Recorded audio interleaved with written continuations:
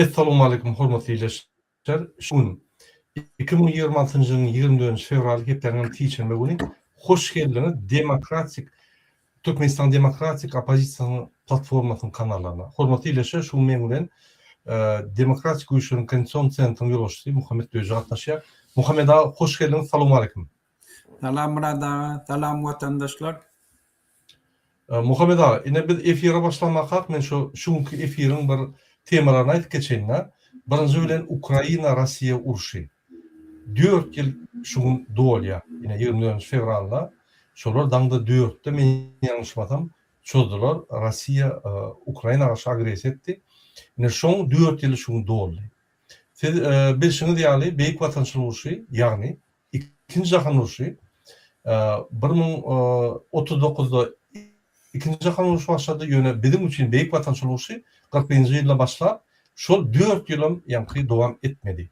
Yine şu vardı biz gurur ederiz. İkinci temamız Türkmenistan'ın öyle milli lider diyen bir keza Amerika varıp boş geldi. Yine şu vardı biz gurur ederiz. Neymi şöyle etti. Neyel Türkmenistan'ın halkının behbitlerini Amerika'da yani Amerika'nın bağlanıştırıp Türkmenistan behbitlerini sattı. Üçüncü temada İran'ın meselesi boyunca biz gurur ederiz. Muhammed ağa men gepleşme başlamakam, size bir 3 minut vakt vereyim. Siz yüzünüzü çek olyanı Erdoğan'a. Şunu edin, o temanı devam ederiz. Aydın. Esselamu Aleyküm vatandaşlar. Dün Recep Tayyip Erdoğan, hormatly Recep Tayyip Erdoğan bir kov çıkış etti. Öz kabinet ministerinin şu Ramazan münasebetli. Şonna esasi aydınlatları var. Şu mübarek Ramazan ayına yaman neme bolun, vinimatını bolun, teoridekile edin, çağalara kömek edin, garip kasarlara kömek edin, şu öğren vacip vatla deyip şolun üstüne durup geçti. İnni men şularda Recep Tayyip Erdoğan'a bir yüzlenme edecek. Recep Tayyip Erdoğan, sizin Türkiye'nizde, Türkiye'nin içinde 4 tane çağa hazır yetim alıbıdı. Yani yetim dediğimiz kakasını 7-8 ay beri nirdiliğini bilen aklı. Şunu sizin polisiyanız alıp gitti. Alişir Sakatov'un çağaları şu an öğünlü gözyaşlı okuyatıyorlar. Ramazan ayında şolu kakasının daşı nirdiliğini bilen şolu da gözünün önüne Türkiye'nin polisiyası alıp gitti. Şunu neçe eylek beylek hat yazdılar. Şu meselenin Türkiye polisiyası şakınne hiç illi haber verene. Şol için eğer çağılan aladak net yağmur olsa siz gayret edin de şu mesele özünüz şahsi koşuluşunda şon nirdiliğini tafip verin ve bir tofor Türkiye'den bizim halkımızın ıkbalı için, vatanımız için, yurdun içindeki bir düzgünçülük için göreşen adamları Türkiye'den Türkmenistan'a uğrattılar. Şolun hemmesini Türkiye'ye getirin. İkinci ay çok olayan adımız Türkiye'nin içinde yüz binlerce Türkmenistanlı dokumenti 10, 15, 20 yıllar öz maşgalasının arasında Ramazan ayı bellep bilen. Tebebi ellerinde dokument yok. Şolu dokumenti bir kanun Türkiye'nin içinde kul yanak işlep görüyor. Eğer siz çala Türkmenleri özünüze yakın bilen mi olsanız gelin şolara rahledin. Şolun meselesini ünsü çek. Şonu siz edebilirsiniz. Siz ya şolara Türkiye'nin dokumentinleri bilirsiniz, arkayın işlep bilirleyiniz, ya da Türkmen devletine aydı bilyaniz, öz kanuni borcunuzu yerine getirdi, şolara dokumentlerin berin ta kanuni öz yurtları yani Türkiye'de işlep bilirleyiniz. Öz yurdunu arkayın gidip bilirleyiniz. Ramazan ayında çağlarının arasında olur yani. Yine de üçüncü de Türkiye'nin içinde neçin min tane Türkmenistanlı kefil Dokumentler bolmadığı için ne balmisa var bilýärler, ne pulları var, yurduna da gidibilen. Şolara bir karar bilen, son yana adamlara Mecnarotni Krasni Krestin ya Kızıl Haş cemiyetinin üstü bilen şolara kömek ettiğip de şo büyro verir. Onu etseniz Türkmenler için öz karnaşlarınız bilirdiniz. Yine bir mesele üntünüz çekecek. İran Türkmenleri şu gün ağır gününe geçiyorlar. Neçe oğlanlarını İran'ın hükümeti öldürdü. Neçe türmede yatı. Bu türmede yatarları çıkarmağını siz İran'ın hükümetinden talep edin. Yine ikinci İran'ın meseleleri, bütün İran Türkmenleri şunu aladı edip son uğruna görüşüp duran zatları İran'ın hükümeti İran bilen Türkmenistan'ın graniçasından ince vuruştu. Alı göllü bir garadok, bir şehirçe vuracak oluyor. 100.000 adamla. Olan planları belli o abiyet edilen. O tay çöllük, şu tayda yaşayanlar hem Türkmenli. Şol taraftan onun planı şol Garadog'a 100.000 adamlık şehirçek İran'ın Ağır çetinle yaşayan Sistanileri olan mezhebem Şiye şoları şu tak getirecek oluyor. Eğer şu projektleri şolun amala açtı yani hemişelik Türkmenle bilen Sistani'nin arasında uruş oluyor.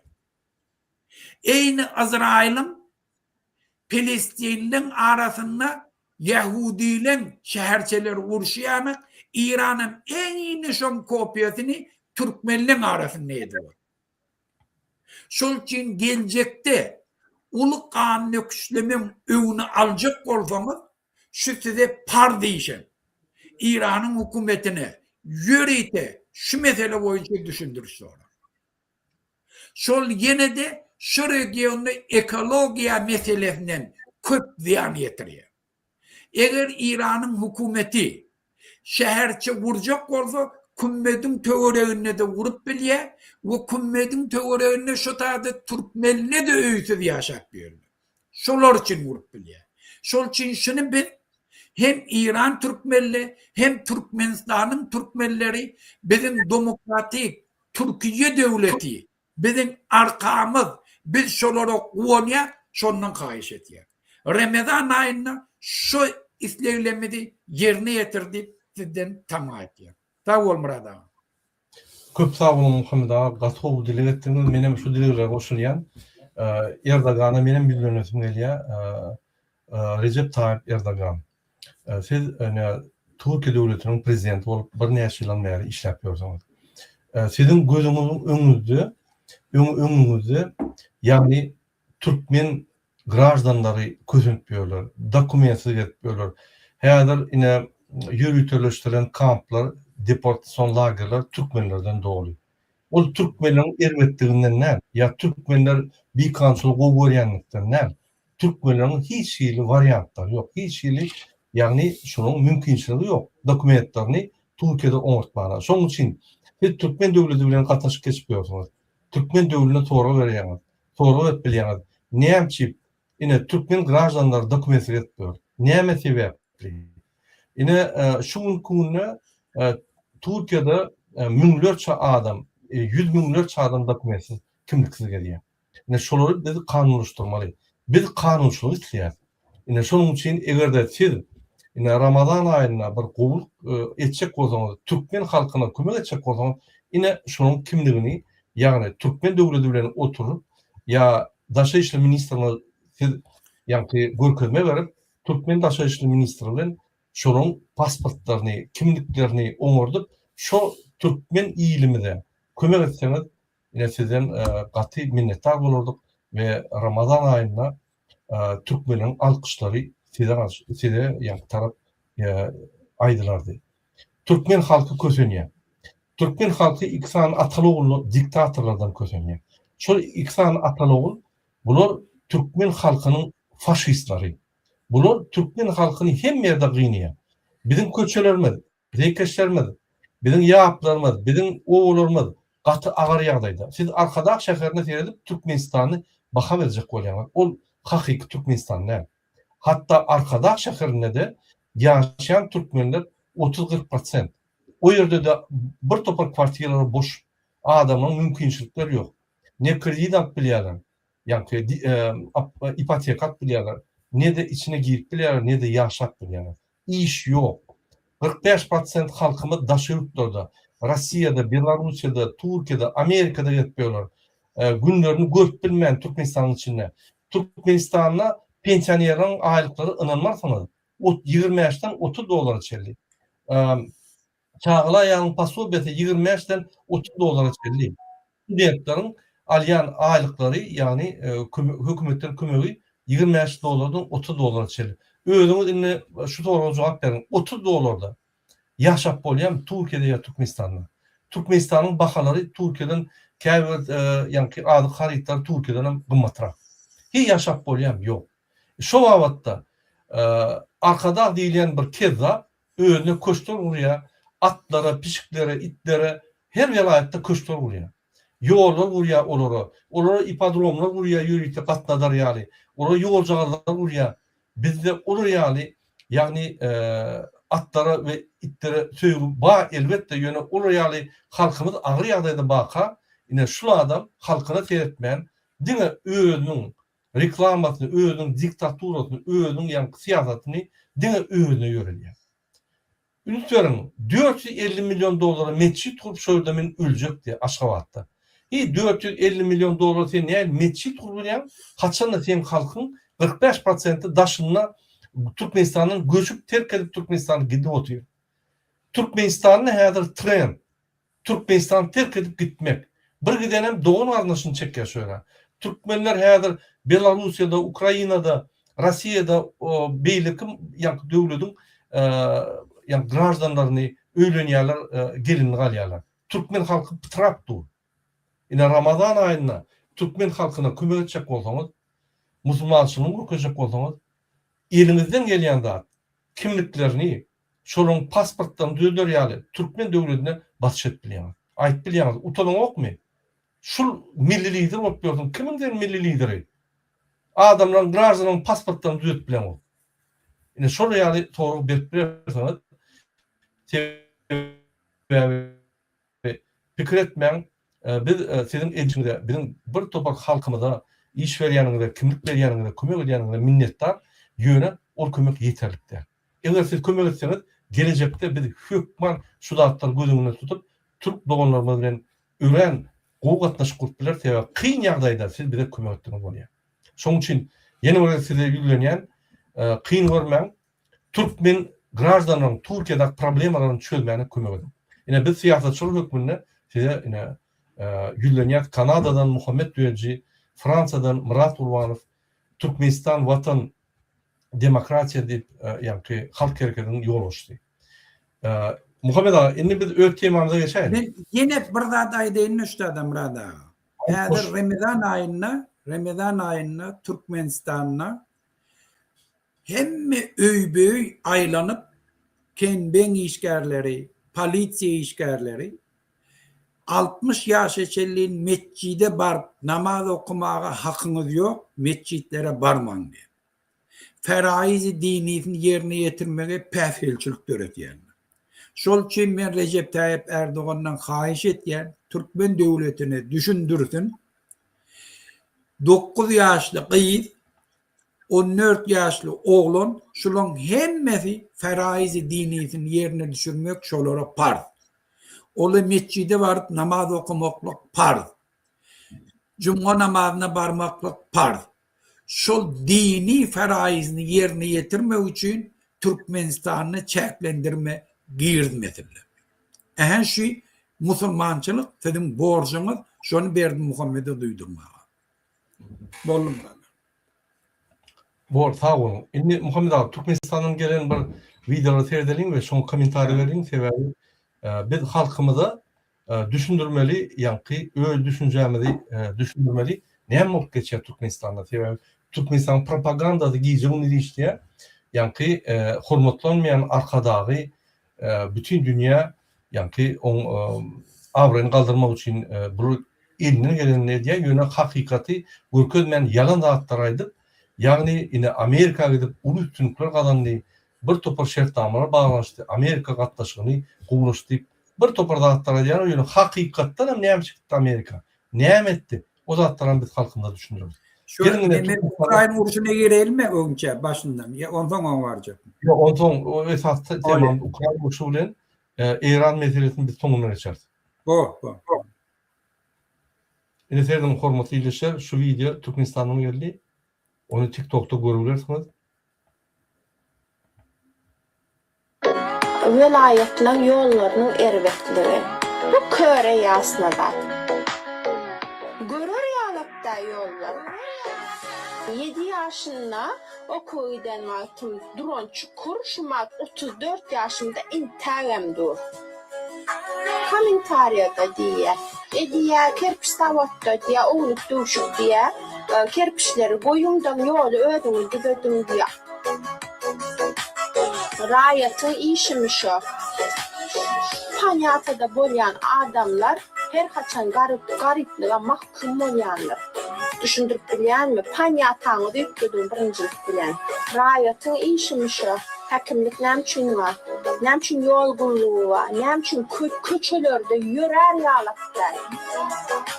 Biz bir rayat, biz ne davoslamıdı bildiriptiler kəbir yaldaylarda. Kanyashna yurdumuz asuda parasat Allah'cana yüzdemiştir. Hiç yıl ne davoslam yok. Yönü biraz açık. Davollu olmayan dağdının dile getirmeni özgürlüğümüz var. Demokratika yurttan geliyor. Yollar düzelsin. Başka hiç İslam'ız yok. Diyen sözlem yurdumu ervetlemekte bu bir hakikat. Yine Muhammed Ağa Katoğlu dedi. Ben ne yerliğim yok. Asbud atmanımız var. Yine yollar düzeldi. Görüyorum ne akıllı düşündürüyor. Yankı içinde oturup akıllaydı ya. Şuna yankı karşıdaş MHM ya beylik polis bulmadı yani yine kol düşündürüyor. Yani şuraya yani yiti işlemeli. Biz katı iti olmalı. Şu diktatörü yenecek olsak biz yiti işlemeli. Katoğlu düşündürdü.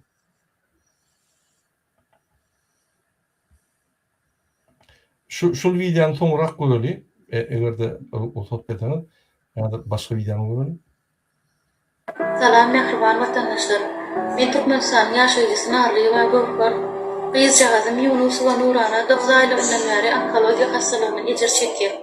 Ýurdumyzda bejerigisi ýoklugy sebäpli 2024-nji ýylyň iýun aýynda Türkiýe döwletine bejerige alyp gaýtdyk. Biz jagazym şol günden bäri Ankara Bilken şeher hastahanasyna bejerige alýar. Emma şu günden doktorlarymyz ampulası 10.000 Amerikan dolar bolan dinitoksima batı dermandan 15 ampul almalygyny aýtdylar.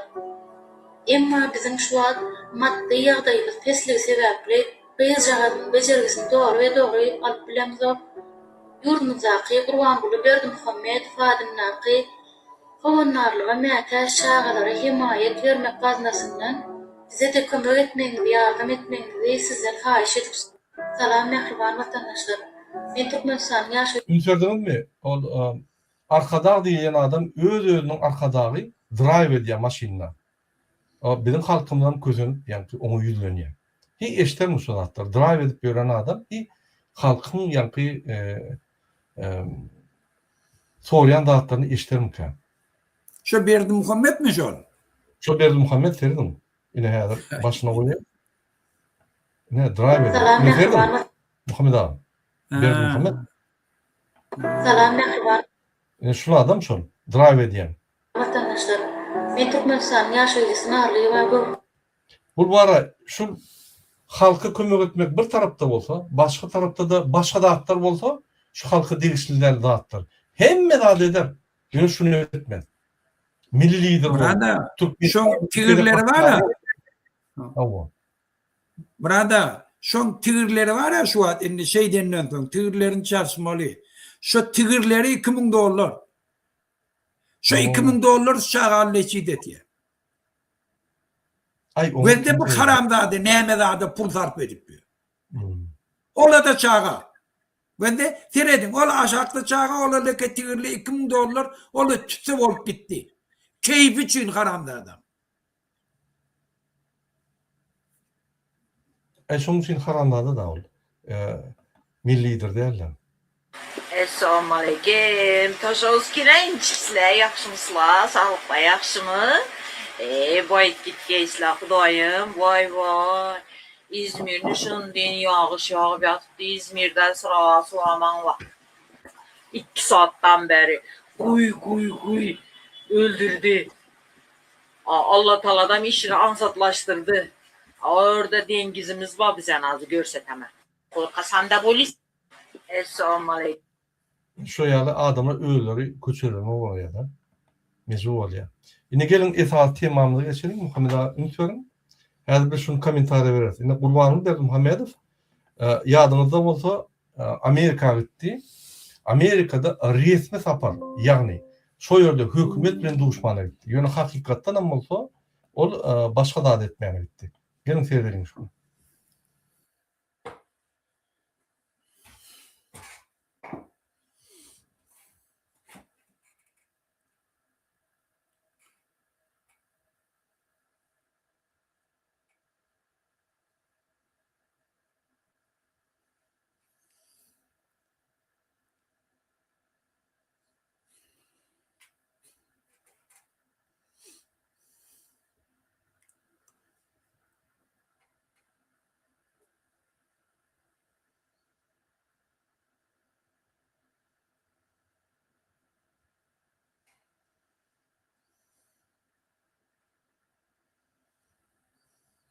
С прочной законодательной базой, что делает реализацию совместных проектов делом чести. Председатель Халкмасахаты также посетил национальный гольф-клуб «Пантер», учебно-тренировочный центр «Сент-Хилл Крейн Гольф Клаб», где была представлена выставка текстиля с маркировкой «Made in Turkmenistan», Gepim tümökler Muhammed ağa ünsörüm.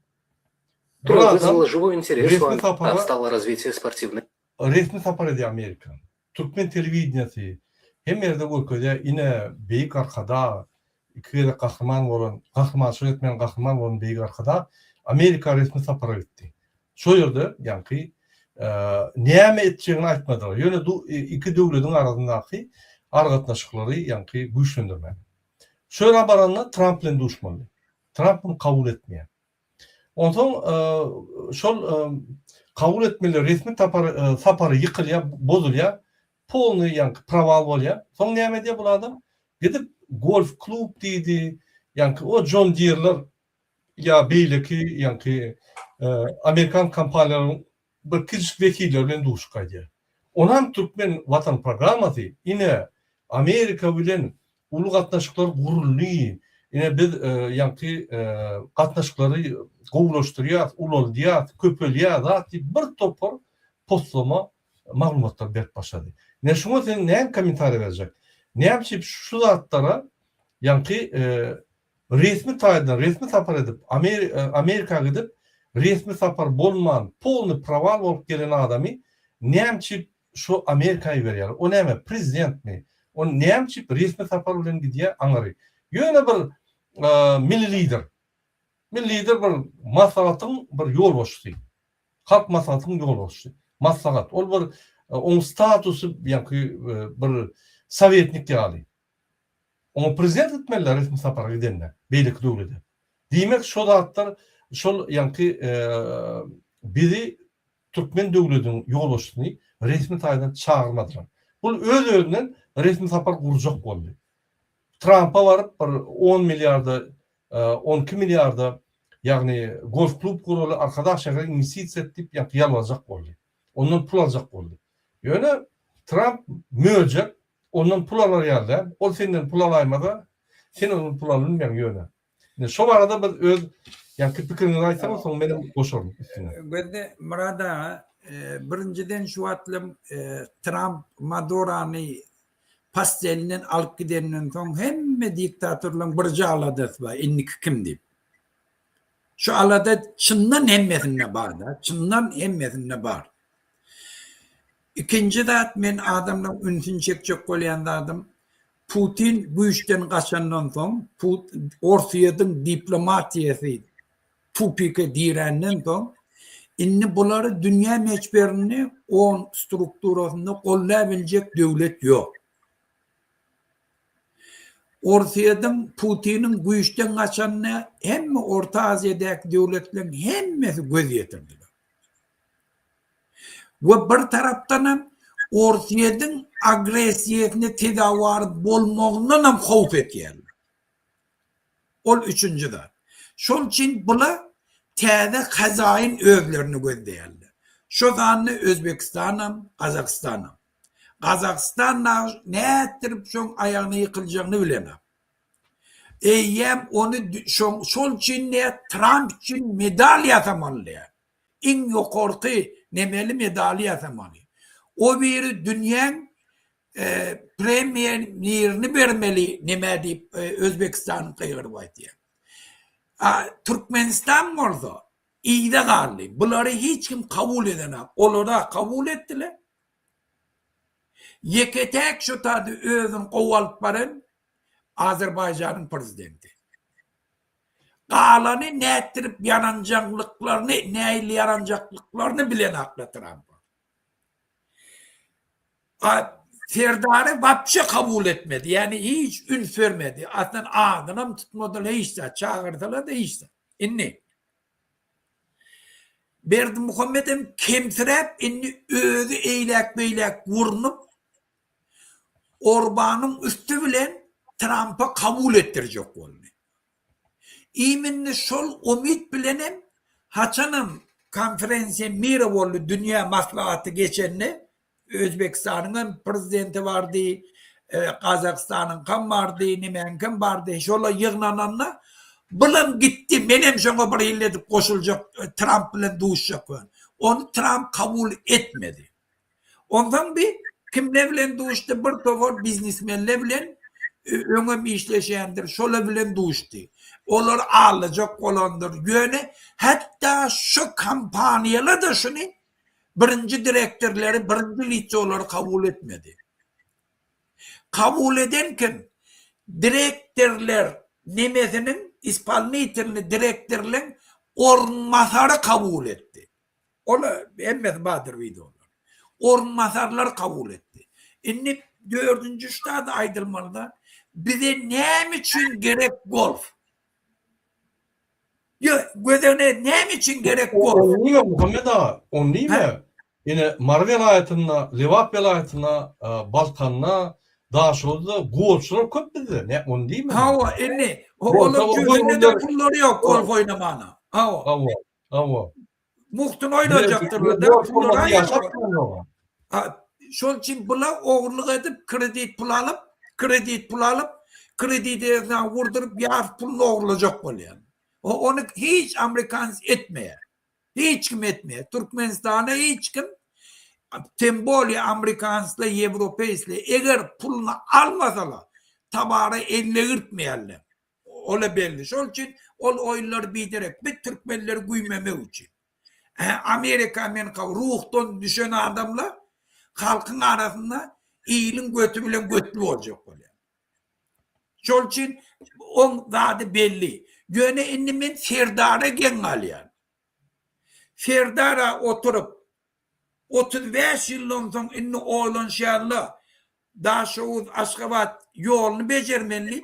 Daşavuz Aşkabat yolunu 35 yılın içinde 10 mun adam, 10 kumun adam şu tada kırıldı şu yolda.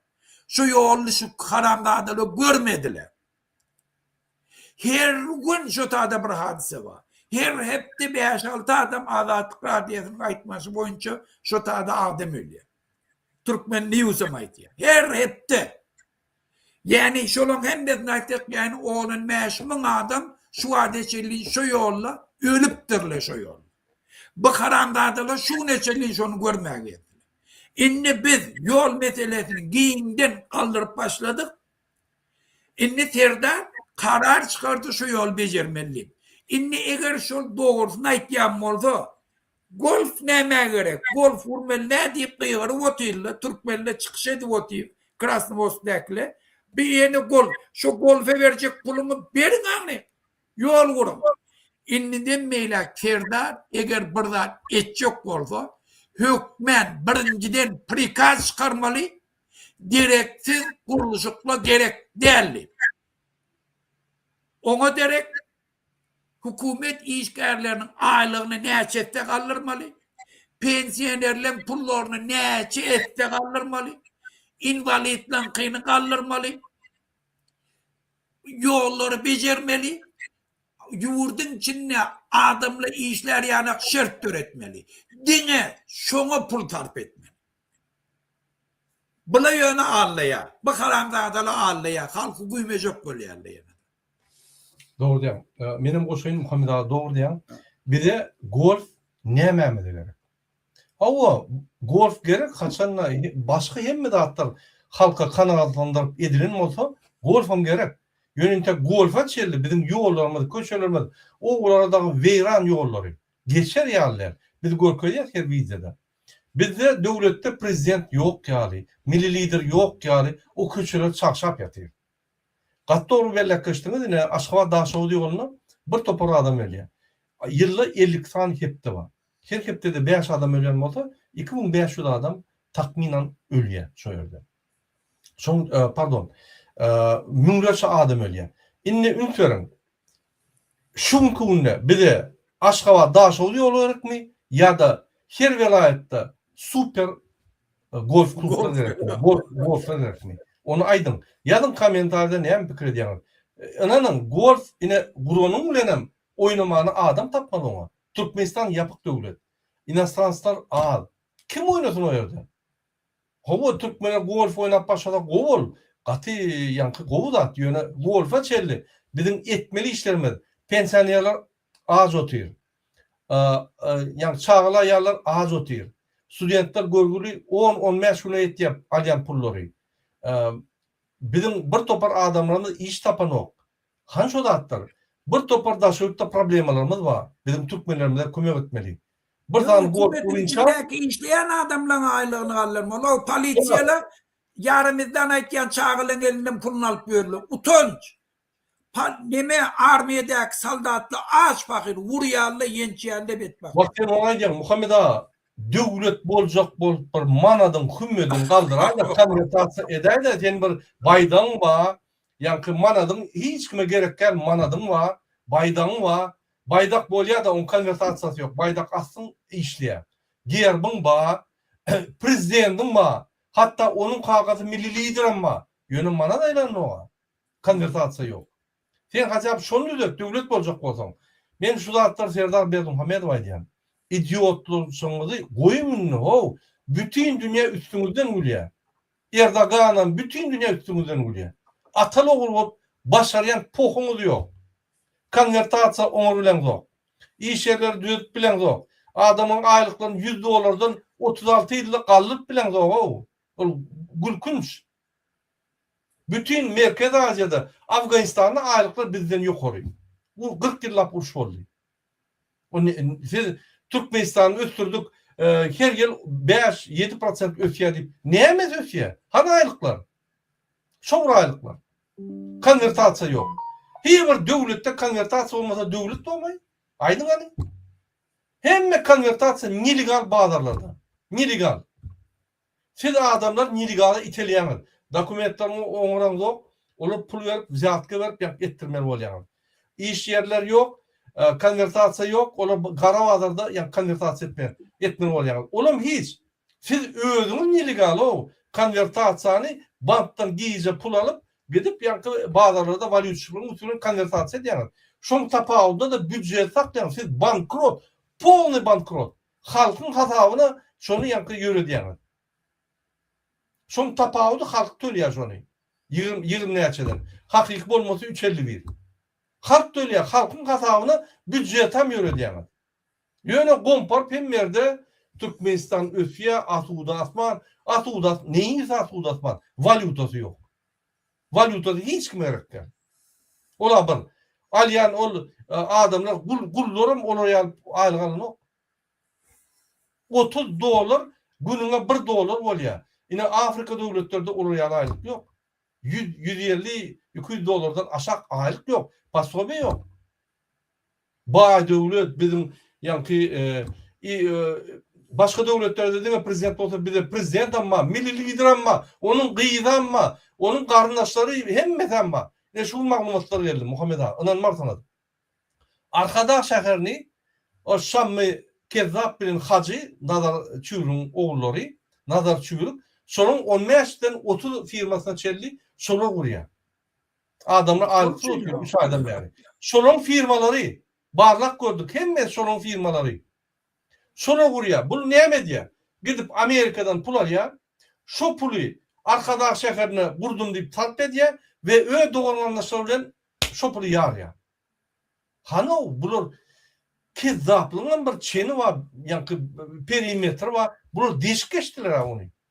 Kuday taklarını. Hükümetin içinde 50'den ovrak doğun ardaşı, çıkanı, körökönü, bağlıdı, yani gayn tarafının dvayurdusu, ayarının ciritinin dvayurdusu, dine yani çürükler. Inni gelen pullara, yani gelen pul deyip kardalyan pulu, ananın ertekini biz vermeli şonu. Kurbanını vermedi onu. Kurbanı oğlan pulunu bir köpüğünü izine aytarmaz. Yine Türkmenistan bankrot. Pul yok. Neyme? Milyardlar Dubai'de gidilen pulları var. Ya 1 milyardını oklar ödeyemem mi? Türkmenistan kolum olsun. Yok. Dine ütmek gülen. Ütlerin. Kardalya daşı ütlerden. Şu pul geliyor. Onu doğunun arkadaşlarının iyiye yani yığınlar bilen. Hemmetini. Aç kurdum deyip Gölkede 30%, 70% oğlanıyor. Ve şu Türkmenistan'ı batırıyor, şu pulları, bunlar gider, ertekün biz vermeyiz şunu. Fikir etmeyin, men dahilım yok hükümete. Dahilin bolmasa var ya, sen teritoriyanı alayırlar. O yerde de adamlar yaşıyor. Yani teritoriyan gider, yine Xitay aldı, Tacikistan'dan, Kırgızistan'dan teritoriyan lavu. Alır, verilmeden alır. Azen hadi 45 milyardan yukarı eğen bergi var Türkmenistan'ın. Değil mi? Евразия banka 22 milyardan uğrak bergisi var. Oğlum tahminen mümkün 120 milyar. Biz bilemiyoruz. Sen gizliyin maglumatlar. Devlet olan kudayla olur çinovnik vaktin gelen adamlar. Olur bizim bergilerimizi. Yani devletin bergisini peçat edip durmalı. Yani yıl kutordu mu? Şu yıl biz şunca kadarlık, şunca bir yani daşırıklara bergimiz var, devletin şunca bergimiz var, şunca algısı var. Hani o da atlar? Hiç statistika gizli. Bunların işleyen yani aktivnesi gizliliği. Bunlar gizliğin işleyen. Bunlar gizliğin kurumu. Prezidentler gizliğin kuruman yolbaşı ol. Bunun ediyen işi biz de televizyonda çağrılan oraya. Bu hakiki ediyen işi. Bu gizliğin pul uğrayalı bunlar.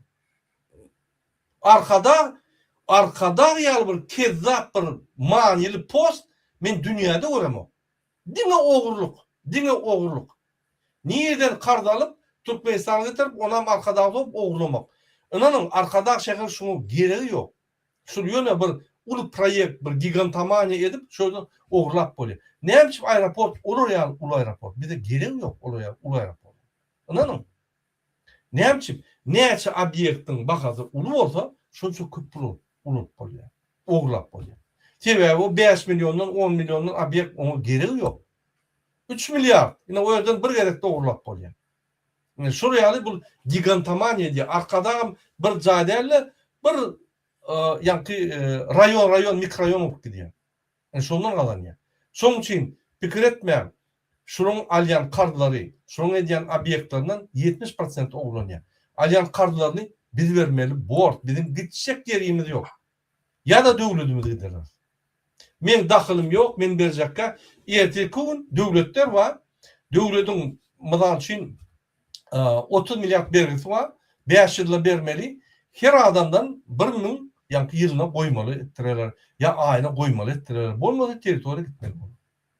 Şeyde fikir etmeyin. Devlet bizimle bağlanışıklı ya biz devletle bağlanışıklı değil. Biz devletle bağlanışıklı. Biz kurbanla bağlanışıklı. Bizim pulumuzu uğurlayan. Kezzap. Önüne bir post döretti. Halk Masadan başlığı milli lider ve şonu yani pul uğurlayan. Oğla ol buluk. Bunun başkaça aydar yalandı. Buluk deyten bir buluk diýenler bir utonar aydar Murad ağa. Onu bir buluk diýmen o. Ola bizden beter diýen. Hemme adyny ýa-ni başlan bolýan Atada şun sırtını ulun Türkmenistan yapıyor. İyetir kunne Serdar Berdimuhamedov cevap vermese 10 gol çeker kreditlere. 10 gol çekti hemme yankı Türkmenistan'ın belgilerine. Belgedip gören. Kur'anlılardır. Suriyal kezzap yer ne saklaya? Mene bilem ok. Yine Ramazan ayında sen bir millilidir, bir sadaka et, bir topar doğuna da şunu ödli, yine doğunu ödli. Sadaka et, bir halk bilen bol, halka bir ünsel. Yok bu gidip kezzapçılık. Arkada şehir durdu her 3 aylık yok. Gidip Amerika ay Trump men yal kezzap men şonu yani Türkmenistan bir bölüm satan pulaların kaydan. Men neme diye ölmekam diye men şol arkada şehri ve özmetçiydim. Cemlekçi ondan ölüp gidecek diye. Ondan halk öl işini görür diye. Neme de şunu ettim. Vezipenem balamı satarın diye. Öl vezipem ve oğlumun vezipesini gidirmer diye. Her sen balana anada dursun. Başka yerden vermeli olsun. Halka. Halk seni yani çüyleye koyun.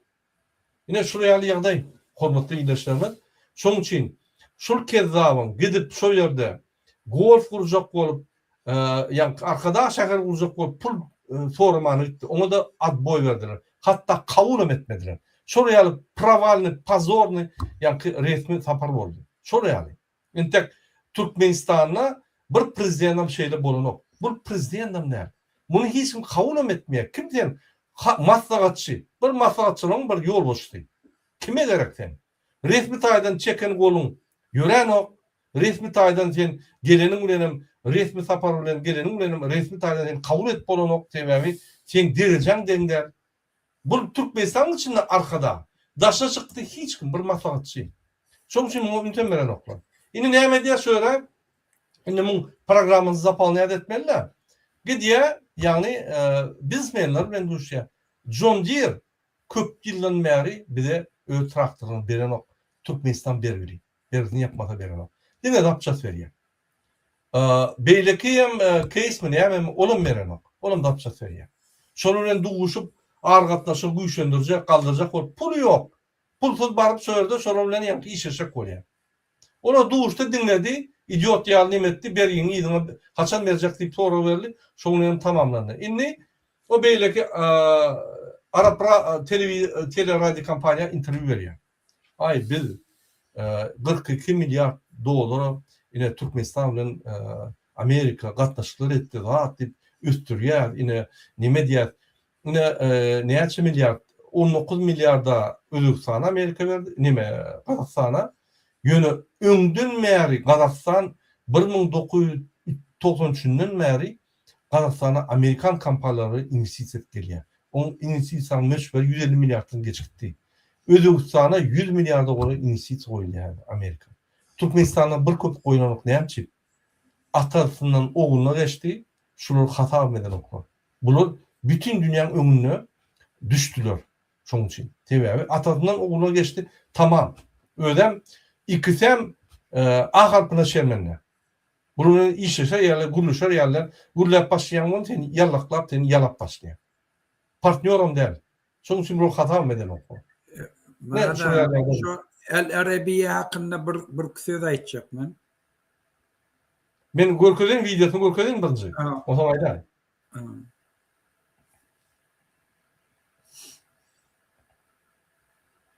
Kahraman arkadaşımız Amerika'nın Birleşmiş Ştatlarına olan saparının çayaklarına La Victoria açılık toplumuna vardı. Bir toplum açınaklar için niyetlenilen... Söyledin mi? La Victoria açılış toplumuna vardı. Resmi sapar değil ya da.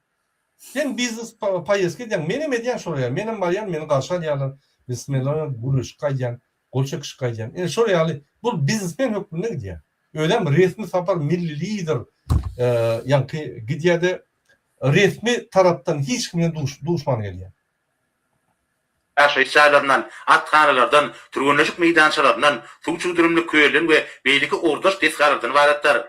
Atxanada saklanan atlar için niyetlenilen yataklar, yine atlar, pişikler, golflar, yine başka da atların bunun interesi yok. Başka da atların gıdığı yok. Halk ölüp dur, halk daşı yurtlarda eşek yani işleye, 24 saatler, 7 günler işleye, ya apşyitda 10 saat ýetýär, 10 saat işleýär gözünýär, ya 10 saat işleýär her gün.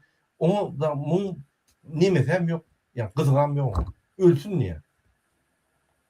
Atların seyislenýän yerleri, yapık manej, at eýerlerini we beýleki esbaplar saklamagan ýetlenler otoglar bar. Çeýlegem açyk meýdanyna atlaryň suwa ýakylýan ýeri dirilipdir. Gahrman Söyledin Muhammed ağa. Şöyle gidip atçılıkla meşgul oluyor. Resmi sapar değil bu da. Gahrman arkadagymyz Amerikanyň Birleşik Ştatlaryna geldi. Dostluk ýurdun halkara howanyndyrne gahrman arkadagymyz mehirli gaşranly. Türkmen halkyna Söyledin Muhammed ağa. Resmi sapar gahrman arkadagymyz şunu resmi taraftan yankı resmiler karşı alalım. Söyledin mi? Yani Trump'ın hükümetinin hiç kim vekili yok.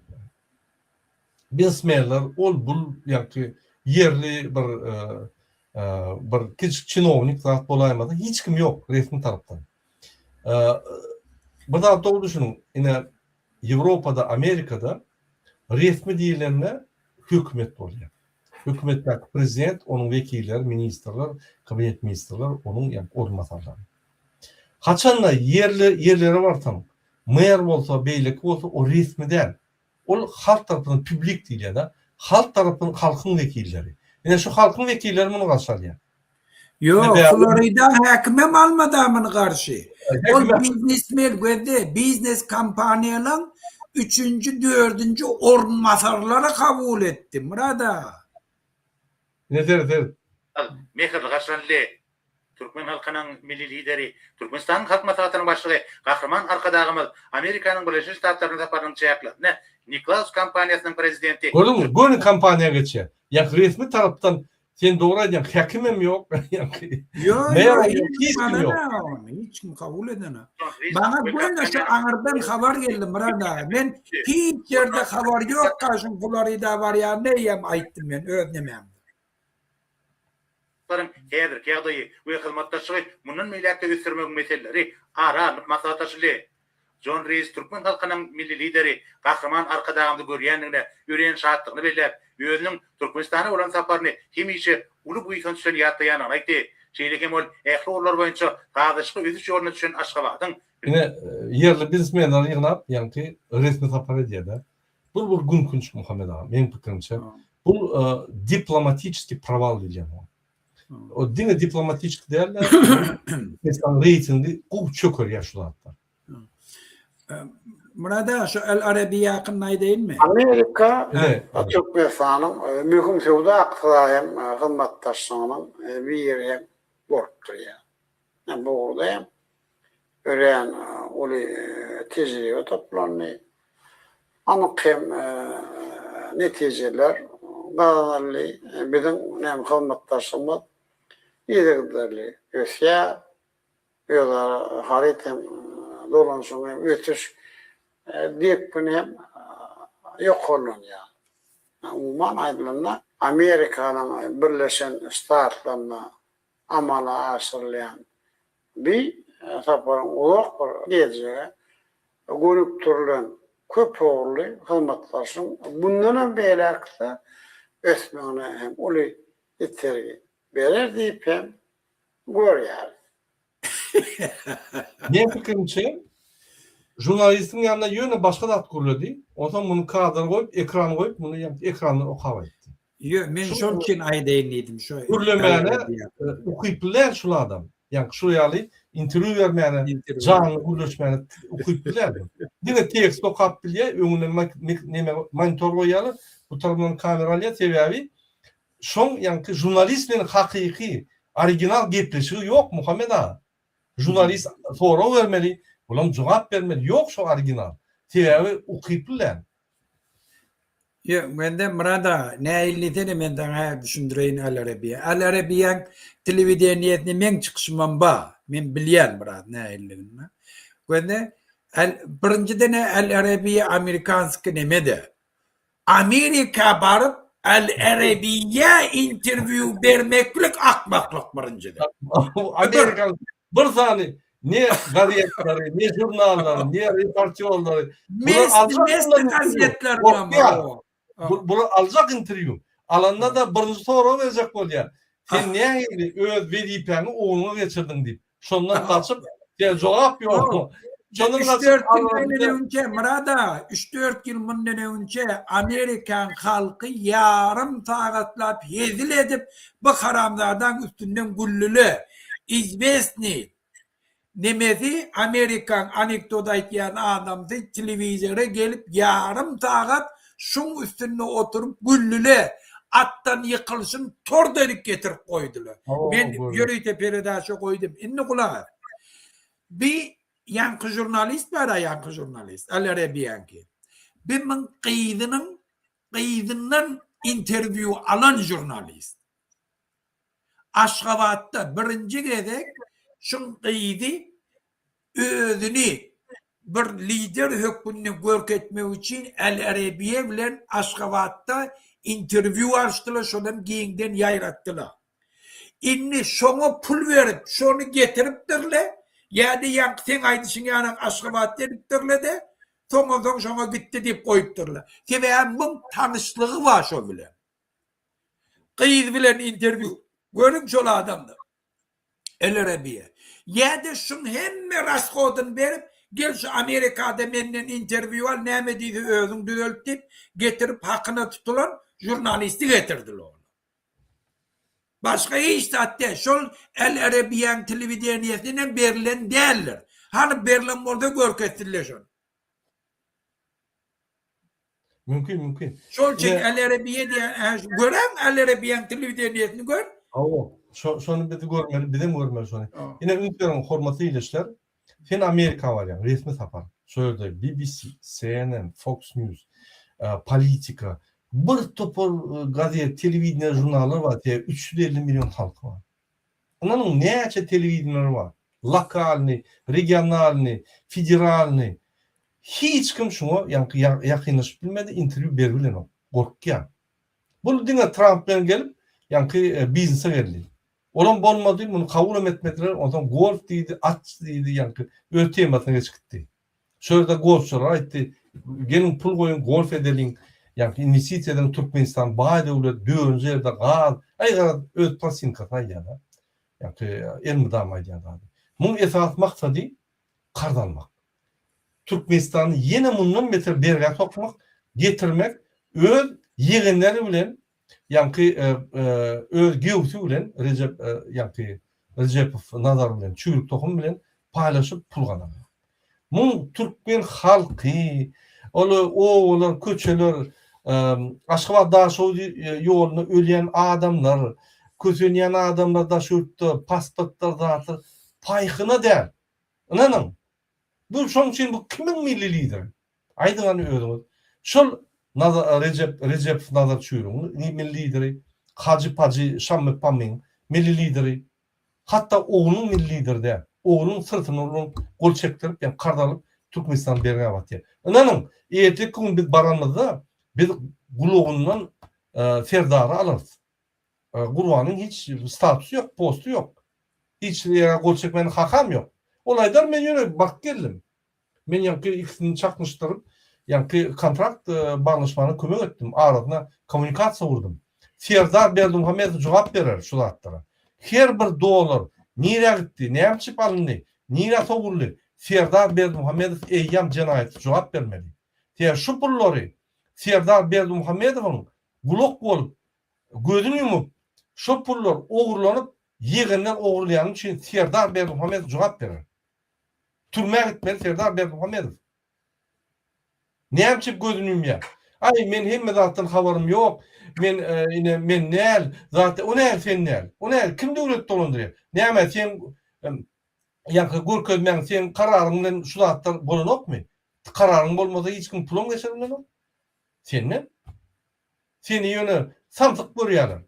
Ulan pulun ogurlaýarlar. Sen pullaryň oglana döwletiň halkyň pullaryny ogurlaýarlar. Şuraya bize gowşak prezident gerek gel. Bütün behwidimizi gidirýän, bütün Türkmenin behwidini ýöne bir vicdan edip, bir perwa edip soğup beren bize gerek gel oraya. O Türkmenistan kaldırmaya, o Türkmenistan çukur diye. Men size burada da edin, gelecek prezidentin canı sağ olsun. Sebep hemme şunun poklarını hemme belgilerini yapmalı ol, giyecek ne işler. Sonra biz kıyın ýagdaýda Türkmenistan bankrot dip men aydık gelip otyň. Anam yok mu? Köçe çıkıp 3 elinden hani konvertasiya edecek olum? Edilmezsiniz. Anam yok mu? İstedik yere barıp administrativni işini çözüp koyup para vermeden bolunok. Anam yok mu? Kadiyete varıp öz haklaryny gorak koyup bolunok. Anam yok mu? Türkiye iyiler yöne pasport alıp gidiyen olsa sen çık koran Türkiye neçe $1000 senden talep ediyorlar. Biz battık. Korrupsiyadan battık, iqtisadiyetten battık, siyasattan battık, sosyal nemelerden battık. Biz çık bilemiz o. Bizim bir çıkalgamız var. Şu atal oğlunu arayes etmeli. Biz Cuma yani Ramazan bayramına çıkmalı, Cuma namazına çıkmalı, Ramazan bayramına uyuşup köşke varıp haklarını talep şunu arayes etmeli. Bizim başka yolumuz yok. Yine yok. Yine polislere de, MHM'de, vayenlere de, kabinet ministerinin işgallerinde de, hemmelerinde de aydiyan. Bizim başka yolumuz yok. Yok. Murad ağa, yalan ayacak deysen, otur verin. Görüyorsunuz. Bundan meter. Fikir etmeyin, biz indi barzak derecemize bardık. O aşağı gitmenin limiti yok. Devlet yıkılışının limiti yok. Anladın mı? Görüyorsunuz. Dinamika seyredin, son kıyıyla kovuluştum yok. Ondan ön kıyıyla seyredin, kovuluştum yok. Kovuluşan da yok. Bir ağırlaşıyor. Ya ne doğru mu? Analiz edin açık. Önü de seyredecek olun, önünüzü düzeltecek olun. Kovuyu açacak olun. Ben şuraya maslahat veriyorum. Burada Muhammed ben ağa. eğer şu görkedeyin göze teredin. Burada teredin. Eğer Türkmenistan'dan pensiye oyunca bir yazıyama kahiş etti şunu ait alar veriyerli. Pensiye veren aklını. Ben öğretmenimde okar. Eğer Türkmenistan'dan gelen şu Türkmenistan'ın içinden halk közenip gören ne içecek oluyor? Abba Karamzadalı da onu golf vuracak oluyor. Muhammed ağa, inni biz esas temamda geçelim yani Ukrayna uşu var arada. Men şu kadrlara geçmeyken ben bir yani videonu göze koyayım. Şunu bir interpret edelim. Yani Rus halkı olur karşı 3 milyon Rosgvardiya var. 3 milyon. Anladın? Dine Rosgvardiya. Ondaşından polis ama, ondaşından onun FSB ama, ondaşından başka da yürütü centerler var yani gurunun yürütü halka karşı. Rosgvardiya 3 milyon adam. Şununla da yine şu halk deriden ne emedi ya? Putin убийца. Putin убийца.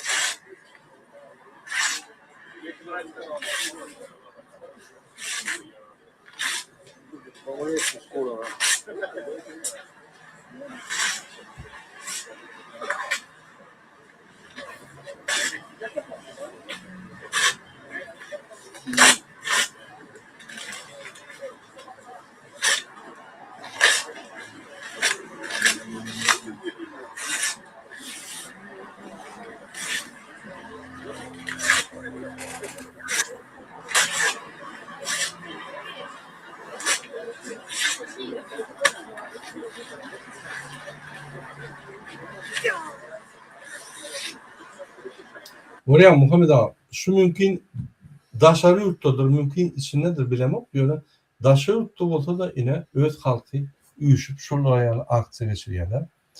Yine elbette bulunmam doğun anlaşma eceti içinde, bulunmam yankı çağrı içinde, kakat içinde, şunda da şuraya aksiye geçiyorlar.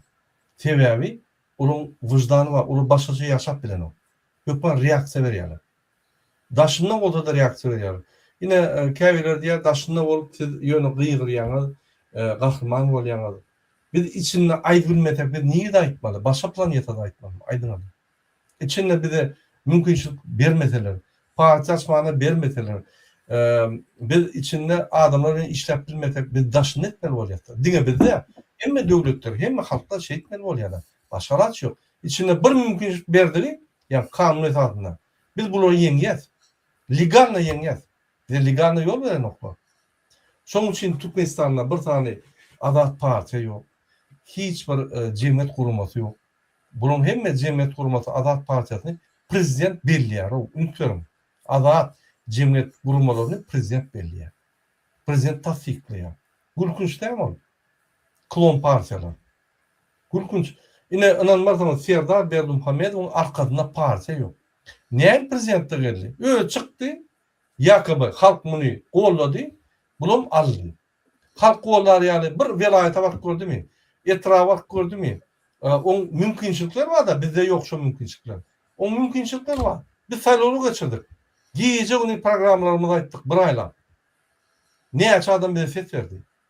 Onu ses verenem yok. Hiç ýere giden ogum. Bu programadan belli değil. Aliýewiň programasyny alıp Türkmençe geçirip açıklıyorduk, şonu okudular.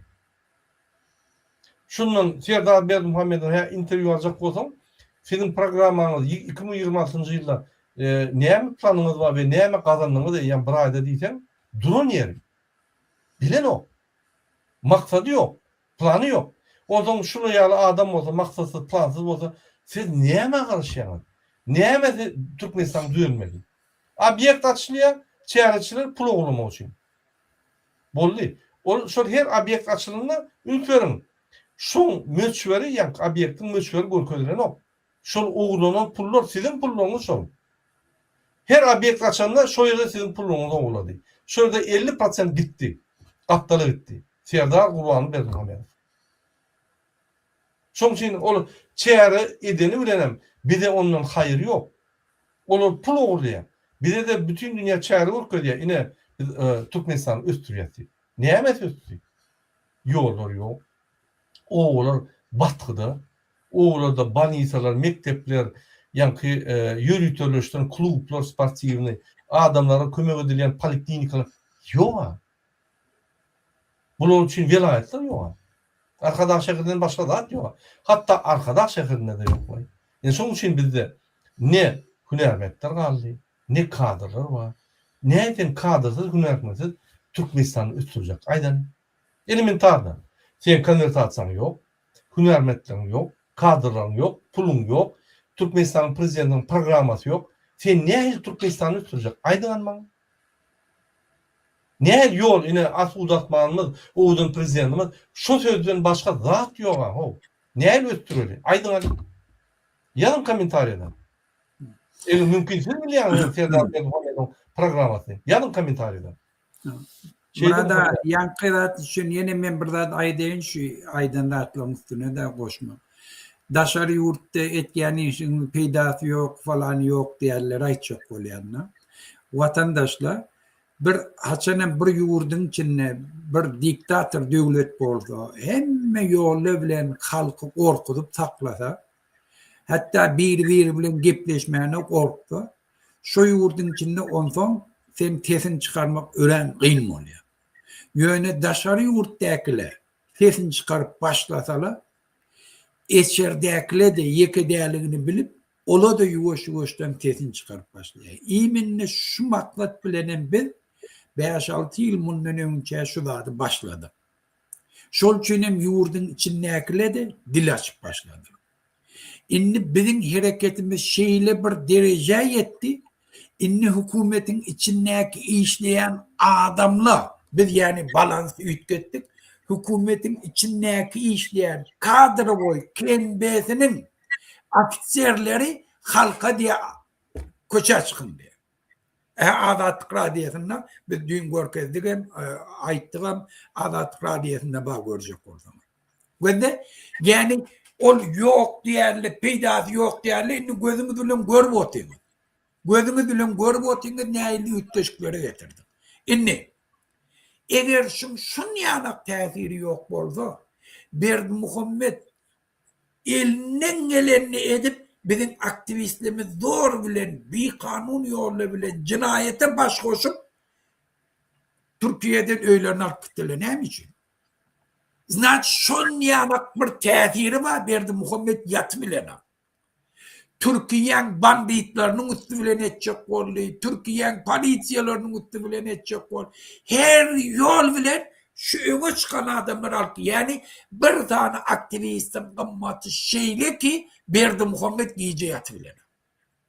Ben şunu yurdun içine sallıgın. O zaman ne illetinin diliniz var ya, daşar yurttakilerin çıkışları peydası yoktu.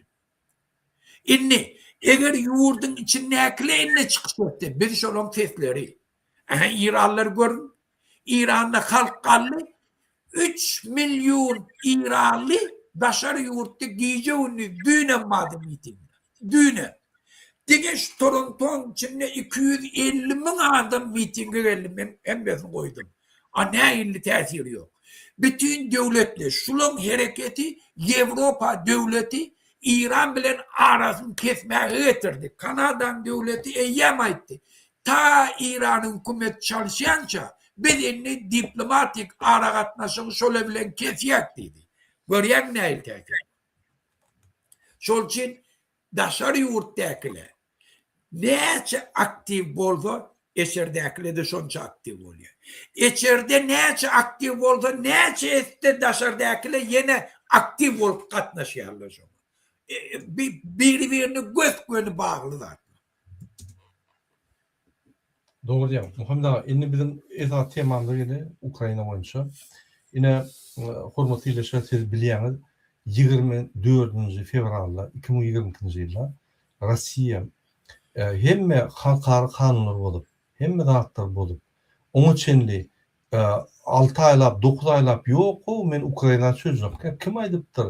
Ýöne yalan aýýaňyz diýip 200 000 ýan goşuny Ukraina graniçyna getirip söýledi. Ýani turmuş geçirip taýýarlyk gördü. Ondan günüň bir güni 24 fevralda 2022 ýylda günüň güni Ukraina girip bir günne ýa-ni Kiýew 3 günne aljak boldy. Kiýewiň ýanyna goroýlady. Ýöne ýa-ni Ukraina halky hiç olar garaşman, inanmarsanız men ýydarlap durdum da. Zelenskiy hatta slatlardaky ýaralar halka paýlap başlady. Uçotu zatı ine alın, biz agresorlara garşy görüşmeli. Hemme halk bolup öýdem gaçmadan oturdu şo ýerde. Yani bombalaryň aşağına spesnalar gelip bunu aljak boldy. Şonda da gorkman oturup soňuna çelip durdy. Ve ine 4 ýylda şol adamlary yani Russiýa graniçasyna çeldi, koglap şu tarafa getirdi. Rossiýa 4 ýylda on alan territoriýasyny Ukrainanyň men ýalňyşmasam 10%-na ýeten. Gatar territoriýasyny alyp bildi. Käbir ýerlerde ýyda şekle ýene öňüge ýyda şekle ýöne günne 1000 adam ýitirýär. Aýda 30 000 adam ýitirýär. Rossiýa halky köp bolansoň ine häzir ýitiren adamlary ýa ölen, maýyp, weýran bolan adamlary 1,5 milyondan geçip 2 milyona ýakynlaşdy. Yani şo ýaly ýitkiler etdi. Elbetde Ukrainanyň ýitkisi köp. Ýöne Ukrainanyň ýitkisi ýa Rossiýanyň ýitkisinden 3den 1 bölüm. Abaronna durmak ansat düşýär ve Ukrainanyň eden zady ol Sowet Soýuzynyň öz tehnologik bazasy bardy.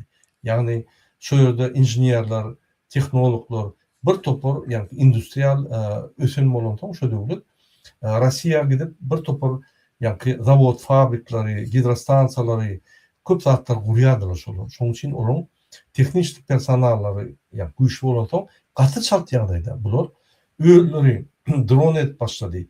Drone bilen täze uruşun, täze görnüşini döretdiler ve häzir Rossiýany ýani ol Afrikada ýürüýte safari edip ýani haýwanlary koglap atýarlar maşinni. Şol ýa drone soldatlar koglap atyp başladylar. Drone ýani ýürüýte drone goşunlaryny döretdiler. Gatyysty şol uruşda. Şu günde dünýäde iň uly tejribeli goşun Ukraina goşuny. Rossiýa şoňa ýetirlen. Rossiýa utulýar. Ýani Rossiýa ýerlerde utulýar. Ondan raketa bilen ýani ýaderny bomba, strategiski ýani ýaderny bomba bilen albilmete albilen Ukraina. Inni Rossiya utulup başladı. İnni yankı iyide ayıp başladı. Sebebi sanksiyalar, iqtisadiyeti çöküp başladı. Adamın nägerlikleri köpöldü, işsizlik köpöldü, zavod fabrikalar yapılıyor, küçük karxanalar yapılıyor. İnni misal için yağı öndürmek içinde kımmat düşer daşından alıp gelenler. Şol yağı içinin kıyısı git başladı.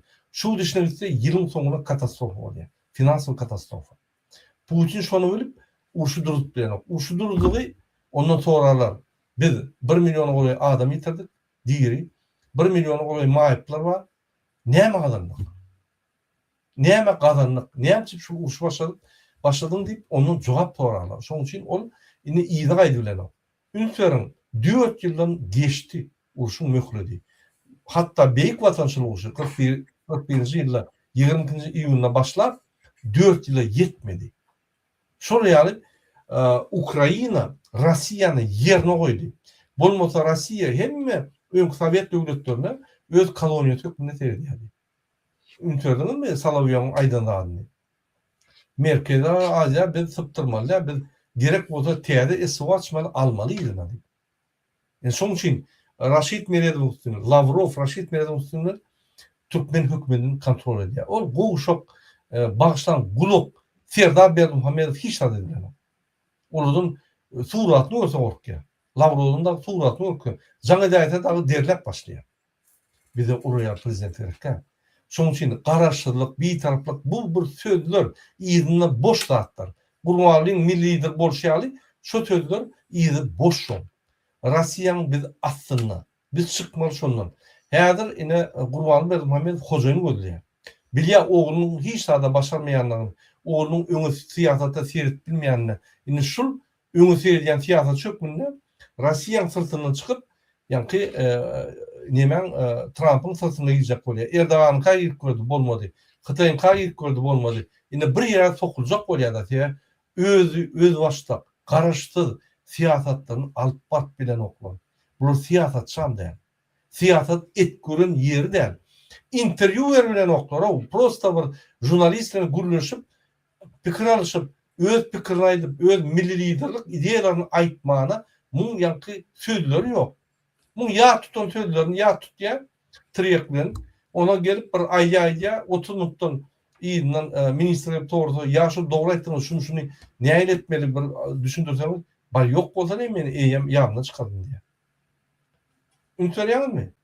İyiliği de ünseryanın mı? Ne son için bizim ayyan dağıtlarımız doğru netice yok. Şu netice bulmayanlar biz aydıp duruz. Detaylı aydıp duruz. Şu dağıtlar neticesini getiriyor. Getirdim. Bunun idam dine şuraya adat bolur. Häzir hiç kim Türkmenistan'a pul beren ok. Eýem 3 gödek kruk boýunça 3 gödek eýem Katarly, Katar, Dubay, Singapur, Yaponiya, Erdogan, bir topar Xitaydan, bir topar döwletlerden pul aldy. Inni mun pulu ýok. Eurobankdan, Eurasiýask bankdan 22 milyardan gowra aldy. Inni pulu ýok mun. Häzir döwlet saklamana pulu ýok. Gazyny eksport et bilen o. Amerika bekledi. İran'da satma, daşına çıkarma deyip bekledi. Indi oktyabrda Putin'e gelip şunu hemme gazyny almaly. Günü Putin'in aşağına gittikler şunu. Şunu resmi sapara karşıp durdu. Başka alaç yok. Gurban Guly pul çözülmedi. Indi Serdar'ın gelir. Serdar ne Avrupa gidip yani Brüssel'den pul sorar.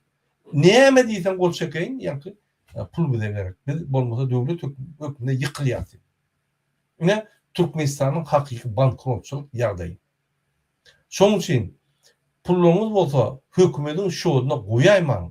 Sizin şoğud pullarınızı alıp manada geçirip elinize 3 ýardan bererler. Hiç ýeri pulunuzu saklamaň şoğuddan. Bankrota düşertiniz Türkmenistan hökümeti ýaly. Muhammed ağa, şol Ukraina uruşy boýunça sizden bir komentary berseňiz. Murad ağa, Putin'in Ukrayna çoğulmağı, ondan sonra Covid, onun ideyanın İran'ın pulu bilen Hamas'ın Azrail'le çoğulmağı benim fikrim boyunca dünyada bir täze takypany açdy. Dünya cemiyetçilerini bir neçe tane problema serýozly oýlanşmaga pikir etdi. Dünyada bir topar devletler var. Dünyanın kanununu esgermeyeni edenetliğini edip diyor.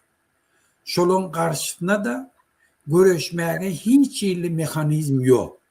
Tabi ola biz pra oynayanlar ellerini güç var. Şantaj etyenler hiç mi kulağa sanaklı belirleyen sözlerini hiç kim ananıp bilene geçirilmedik saylovları geçirdik deyip patvircat etyenler özleri. Şol için Avrupa devletleri, Amerika şolun içindeki düzgün ya yol başçıları hiç il okuyup yok, şolun karşısında görüşmeye, şona göz yetirdiler. Sovet Soyuzu darganından son, 91. yıldan son, Avrupa devletlerinin yol başçıları ne bir edermen, ne bir akıllı, ne onlarda motivasiya var, yüze çıkan problemaları seriyozunu çözmeni. Hem dünyadaki bar mekanizm, yani onun strukturasının işleyişi, dolu ni efektivliğini, şun yanak yüze çıkan problemaları çözüp bilmeyenliğini görkemdi. Şuna da dünya ünsün çekti. Putin özü onun içine pravana vetosu var.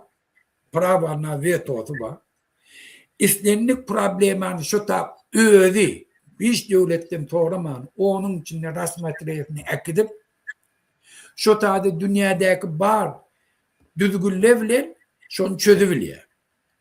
Yöne şunu da etmeni Ukrayna'nın üstüne hem meyre kıyırı ve men çocukları üstüne çözdü. Gruzya çözdü. Son Krime'ni aldı. Son Ukrayna'nın üstüne çözdü. Dünya hiç de edip bilene. Yani ne hükümet yol başçıları okuyup da son karşısında durmana, ne dünyadaki mekanizmla 143 tane devlet ortaya agresör bile yine de hiç de edip bilene. Şol için biz şu meseleleri çözmek için 3. Cahan Uruşu başladı. Cahan Uruşu diyen ne mi? Bar düzgünle, bar dünyanın yüzünden çıkan problemini kanun esasında çözebilmese anarkiye oluyor. Bu şu anarkiye şu atlımda. İnni şunu çözmek prosesi başladı. Şol için bir toparla aytya asuda asmanın, hedir asuda asman diyen de manası yok. Hedir 3. Cahan Uruşu. Hem kişi uruşa tayin olmalı. Şol için Avrupa'da hem yerde hedir bunkurları kadı otilla. Yadırını atak eden bunkurları kadı otilla. 3 aylar öylerini ağızlıkları tayinlak koyup otilla Avrupa'da. Şol için eğer parakatçılık isteyen olsan şun kun pozisyon belli olmalı. Kimin tarafında durmalı? Putin, İran yanak diktatörlerin tarafında durmalı mı? Dünyanın kanunu efkermeyen ya da özlerini korap durun. Dünyanın düzgünlerini tata getirecek olayan devletlerin tarafında durmalı. Şu pozisyon belli etmeden sen cinayetkarların tarafında durdun. Şu sebepten her ki yerde dünyanın yüzüne tedi düzgüne giriş prosesi. Ünkü dünya hoğuk tarayan problemaları aradan ayırmak prosesi. Şol için Putin inni hadirki dünyada hiç illi ornuyor. Şu sebepte 4 yıl çelliğine Putin son yanık gücü bilen hiç tat edilmedi. Geçen hafta Ukrayna 300 kilometre kuadrat ortaya alan teritoriyasını yine de izin aldı. Yani inni durdu. Uruş durdu. Hiç tat edip bilene. Putin'in inni ne moral ne materyal ne vayenli gücü var öne gitti. Çözüben bilene ertikun halkının önüne cevap vermedi. Şol için Putin'in epokosu inni dünyada oturdu. Bugün ertide İran'ın probleması çözülüyor. Hükmen birun en son İran'a verilen soru. Şundan sonra nemede Latin Amerika'da şu atlım güçlü dünyanın yüzünde hiç kimse olan karşısında görüş bilmedik narkomafyan karşısında görüş başlandı. Şu Meksikan için dolu mafyanı kollayan adamla şehirleri oda çekip böyle. Şu adamların önüne duran bir problema. Narkomafyalı devletleri dolandırıyorlar. Şu neçeliğin şolara gözlerini yimip geldiler. İnni şolan karşısında görüşmeli. Şoları ayırmalı. Tədəki dünyadan. Şoňa karşısında görüş eyyem devam ediyor. İnniki häzirki döwürde diktatorlar ornu yok vatandaşı şoňa berk ýadyňyzda salın. Häzirki görüşün seli dünyada täze düzgüne girdip açıklık, anıklık dünyanın nemelerine, düzgünlerine hormat koyan devletler kalbilýär. Pravila oynap bilýän devletler kalýar. Yurtlar açık bolmaly. Korrupsiýa karşı görüşmeli. Adam hukuklar deklarasiýasyna hormat koymaly devletler. Eger şoňa mehanizm tap bilmese dünya yine de bu uruşda yeňmedigi, yine de probleman gallygy. Şol üçin biz Türkmenistanlar inni şun kun biz parakatçylygy üpçün edibilmeyek. Eger biz uruş eşiğine giymesek, eger biz öz yurdumuzu korap bilmesek, öz yurdumuzun içindeki problemi özümüz çözüp bilmesek, bize gerek başkalar çözecek olur. Şol için şun kun şu meselelerini dolu düplü düşünüp şun kun biz şu haramdadalardan dinmeli. Erti giç oluyor. Şu sebepten biz bütün vatandaşlarımıza aytýar. Şu Ramazan ayında her gün para vagatla her 5. gün mescitlere varın. Ne çıkıp şutak barı bilseniz şunca hükümetin içindekile halkın hareketine halk şu meselen çözecek olup hareket etkenini ananıyarlar. Ve sonunda da ola şolarda anam döretip bilsek ola da öz içinden öz meselelerini çözerler. Kimin tarafında durmalı? Haramzade Berdi Muhammed'in mi? Ya da halkın tarafında. Biz şolara kömek etiyek, aygıtlı adımlarını atmak. İkinci, Berdi Muhammed giyce ünlü yatıp bilene. Eğer biz ne çok köp varsak şota, geliyen adamla da ruhlanıyor. Sever şunu kum şotak geldi, görüyen adamın ne için geliyen belli, sebebi yurdunda siyasi yüzgeçliği isteyen adamla var ya. Häzirki bar ýagdaýy kabul etmeyen adamlar var ya. Ola bir-birini tapýar, bir-biri bilen gepleşýärler. Şol üçin ola da ruhlanýarlar. O tarapdan Berdi Muhammed şular görüp giýje ýatyp bilmeýär. Bir aýyň içinde biz iýi giderli şereket dowam etdirsek, şular özleri mecburi ýagdaýda gaçyp gitmeli bolýar. Iň soňunda da bir halk hareketi bilen biz parakatçılıklı yurdun içinde siyasi yüzgeçlik geçirir. Boldu Murada. Doğru aýdýaň. Hormatly izleýişler, ine biz häzir hem TikTok'ta ýa-ni efir barýar. TikTok'ta ýalnys 60 adam mady 44'e düşdi. Men kiçik komentarlar okap bereýin. Garamaýaklar oýunjakmy golf? Kim oýnajak onu diýerler. Golfy kim oýnajak? Garamaýaklar oýunjakmy ýa ýokmy diýer. Ine komentarlaryny okap bereýin. Akşam pahtadan gelen soňdan golf oynasaňyz oýnarsy, urra diýerler. Ot mektepler gurulup köşk ýaly hiç kim giýip bilen ok diýen. 8-nji martda 60 manat paylajakmyş. Ine şu arada da bir aýtyp geçek bolýan men 60 manat $3 bolýar da. $3 bir gülkünçü zat. Hawa hiç ýok zatdan bir 60 manat olamawy ýöne minimum 600 manat bermeli. Yani gıyt maşgala. $3 näme alyp bilýär o gıyt maşgala. Ya gıyt maşgalaň çykdygy erkek adamdan köp bolýar. Şoň üçin aýallarymyz bizim aýal maşgalalarymyz bizim iň bir bizim siýleýän zatlarymyz, hormat goýan zatlarymyz. Biz hormat goýmasak başga hormat goýjak ýok.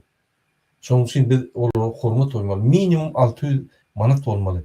Başarsa 1200, 1500 manat bermeli 8-nji martda. Ýöne hökümetiň hükman bermeli ýa-da ýok, ýöne bir berýärmi? $3 ol hiç zat. Muhammed ağa. $3 bolanda eger de aýlyk $100 bolsa, şol hökümet sowgat berenne minimum 1 aylyk pulunu berýär-de, 1500 manat berýär-de minimum. $3 bolanda sen $100 3%'ını yani aylyk alýan 1 aylyk alýan aylygyň 3%'ını berýär-de. Ol bir gülkünç. Beýle tamam. Şoň üçin Murada, aydın. Murada şu pul vermeklik ayarlara şun bütün dünya ayarlar gün için var şun öz ayarlar kiçeltmeklik. Özü kiçeltmeklik şu. Yöne Türkmenistan'ın içinde garip kalkağı ve bir neyse pul verden kömek yöne ayarlan şahsiyetini kiçeltmeklik şu. Har etmeklik şu. Bugün ne için belleniliyor? Ayarlan meselesini devletin üntün çekmek için. Şunun meselesini çözmeli. Hem yerde ayarlan problemasını burun etmeli. Türkiye'de olan ayarlamız gelip o iç çağlar, doğulan çağlarını gördüm ben o değil. Türkiye'de olan çağlar dokümented ayarlar zorlap böyle. Mafyozlar şunun organlarını satıp öldürüp organlarını satıp böyle. Ne için mümtani Türkmen kıydı nirdeliği belli de şu. Türkiye'de öldürülüp organlarını satıptırlar. Hem şunun haberleri var. Vatandaşlar Türkmenistan'ı ayarlara prava veren akla. Gördüm şunun sünnetmeli. Ayarlar şunun bir video nemecik var. Bir video var neme koyuptırlar. Bir kıyıcaz görkezi oti, ola bir kıyıda 2 tane oğlan vurup oti diye. Vurup yiyince pola ağzından vurdu. Saçından çekip maşinin yüzüne salla diye kıyıyor oti. Orum orada. Şu ayarlan meselesini üns çekmeli. Damaşni nasiliye, обществada şolan kemtitmekleri, iş yerlerine, şolar var ya, iş alanlarına başkalarını yatıptırmalı. Şolara üns çekmeli. Şolan kararına ne eli yaşayarlı, pensiyelerine ünsün çekmeli. Abba Karamzade $3 verdim deyip de o zaman hava özüne avra yapmadan çok oluyor uğruyor. Ola kiçelt yerler. Bütün mektepte nemeleri, çağları barlap böyle kıyılarını varlayalım diye. Utanma. Ondan kaytan üzlü oturup layet yerler, polisiyeler, nemelen işgerleri, zorlayalım kıyıları.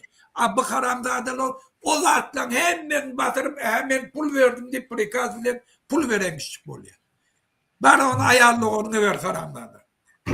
Doğru yani. Birinci bilen bizim ayar maşgalarımızın haklarını unutmalı.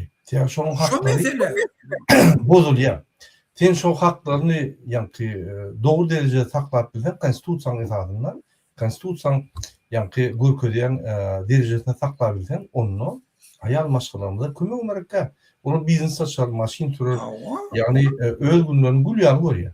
Yani şu da hatta bolmadan öy doğruluğu köp, katı köp. Daşört'te bizim ayal maşgalarımız katı kösünüyor. Olur kimsin ya şöyle. Olur yani hemme da dediler. Gıynan tamam. Onu mecbur yağdaydı oluyor. Diye olur yani böyle ki neme erkekler öğrenme hak koğuşuk. Şunun için onun hakları yok Daşört'te de. İçinde de hakları yok Daşört'te de. Şunun için olur günlerini doğrudan görüyorlar. Gıynan tamam. Ne şu da hakları biliyorsun. Şu $3 birininden köp oluyor şu da haklar. Şunun için biz birinci bilen haklarını öğretmeli. Eğer de hükümetin pulu köp olsa elbette kömek etmeli. Elbette. Yöne birinci bilen onun günlükü duş geliyen adres neydi vermeli oraya çık orada. Adres. Yine Muhammed Ağa, ben devam edeyim şöyle yani TikTok'ta yazılan hatta ne açıyı kıyılarmadı kıyınak geldi diye yığınlar. Yığınlarken kıyıdımızı namatına devlettiler. Olam kim? Urvanlı derdi Muhammed'in doğru adına söylüyor. Derdi Muhammed'in. Hiç kellerine de gelecek mi? Yol başı yankı. Devleti saklap durun. Konstitusiyon men yöretecek. Arkasında duracak. Men garanti deyip gören adamın doğru anlaşılan halkımız gayeliyor. Gülyal yurdumuz bana korkup oturalım köprek deyip bir yer. Hudaya şükür diye. Berdişkar'ın sonki pakalenyasının seyrekten son Kerim Ulu geçiyor. Diğerler doğru mu kadip aydiya. Eger hiç ad etmesek katı doğru. Cemal Taparov'un algısından daşarı çıkıp soruyalar. Algısını sorap bilen ok içeride. Yani Cemal Taparov'un bergisini yani bermeli pullarını içinde bulabilen oklar daşarı çıkıp burlayalar. Elbette yöne bulur yali temkta berdiş kılara kıyın düşämese prezidentlik postu saklamak. Olar kıyın düşmez eger de biz hareket etmesek. Biz hareket etsek olar kıyın düşer elbette. Bu yaşulu hem yadaptır. Rossiya yer satmalı uruşu utmak için. Satar emma kimin bellisi yok. Tak 5 verin birini vermeli. Halkı daşa yurtlara koyverseler hiç hili gaz satmak gereği değil. Diki halk şeyle hem yurttaşınlar. Bizim oğullarımızı Xitay algılamayı almak için eylep asfalt çekay meseleler hükümetten direkt bolusu yok. Hükümetten sosyal medyada şu 8. Mart'ta 60 bandı davarları yağdayda biriler deydi. Ne şu yali yani TikTok'ta havalar geldi. Muhammed Ağa efirden gitti. Yöne efirde var yöne video hırınlık. Yine cimletek yine Rusya Ukrayna agresiyalarına bütün dünya hopsuluk arkitekturası var. Yine şunu bozdu. Den armağını bozdu. Sonra dünyada bir topa uçlar gidip başladı. İnni yani kanun ve kanun güçlünki, hakam güçlünki deyip şol netice bir kıyıka periyotta gelinni yöne yuvaş-yuvaştan yine de arkitektur bizafasını kuruluyor. Şunun için hedir hem yerde yani devletlerin arasında ulu bir gidişik gidiyor.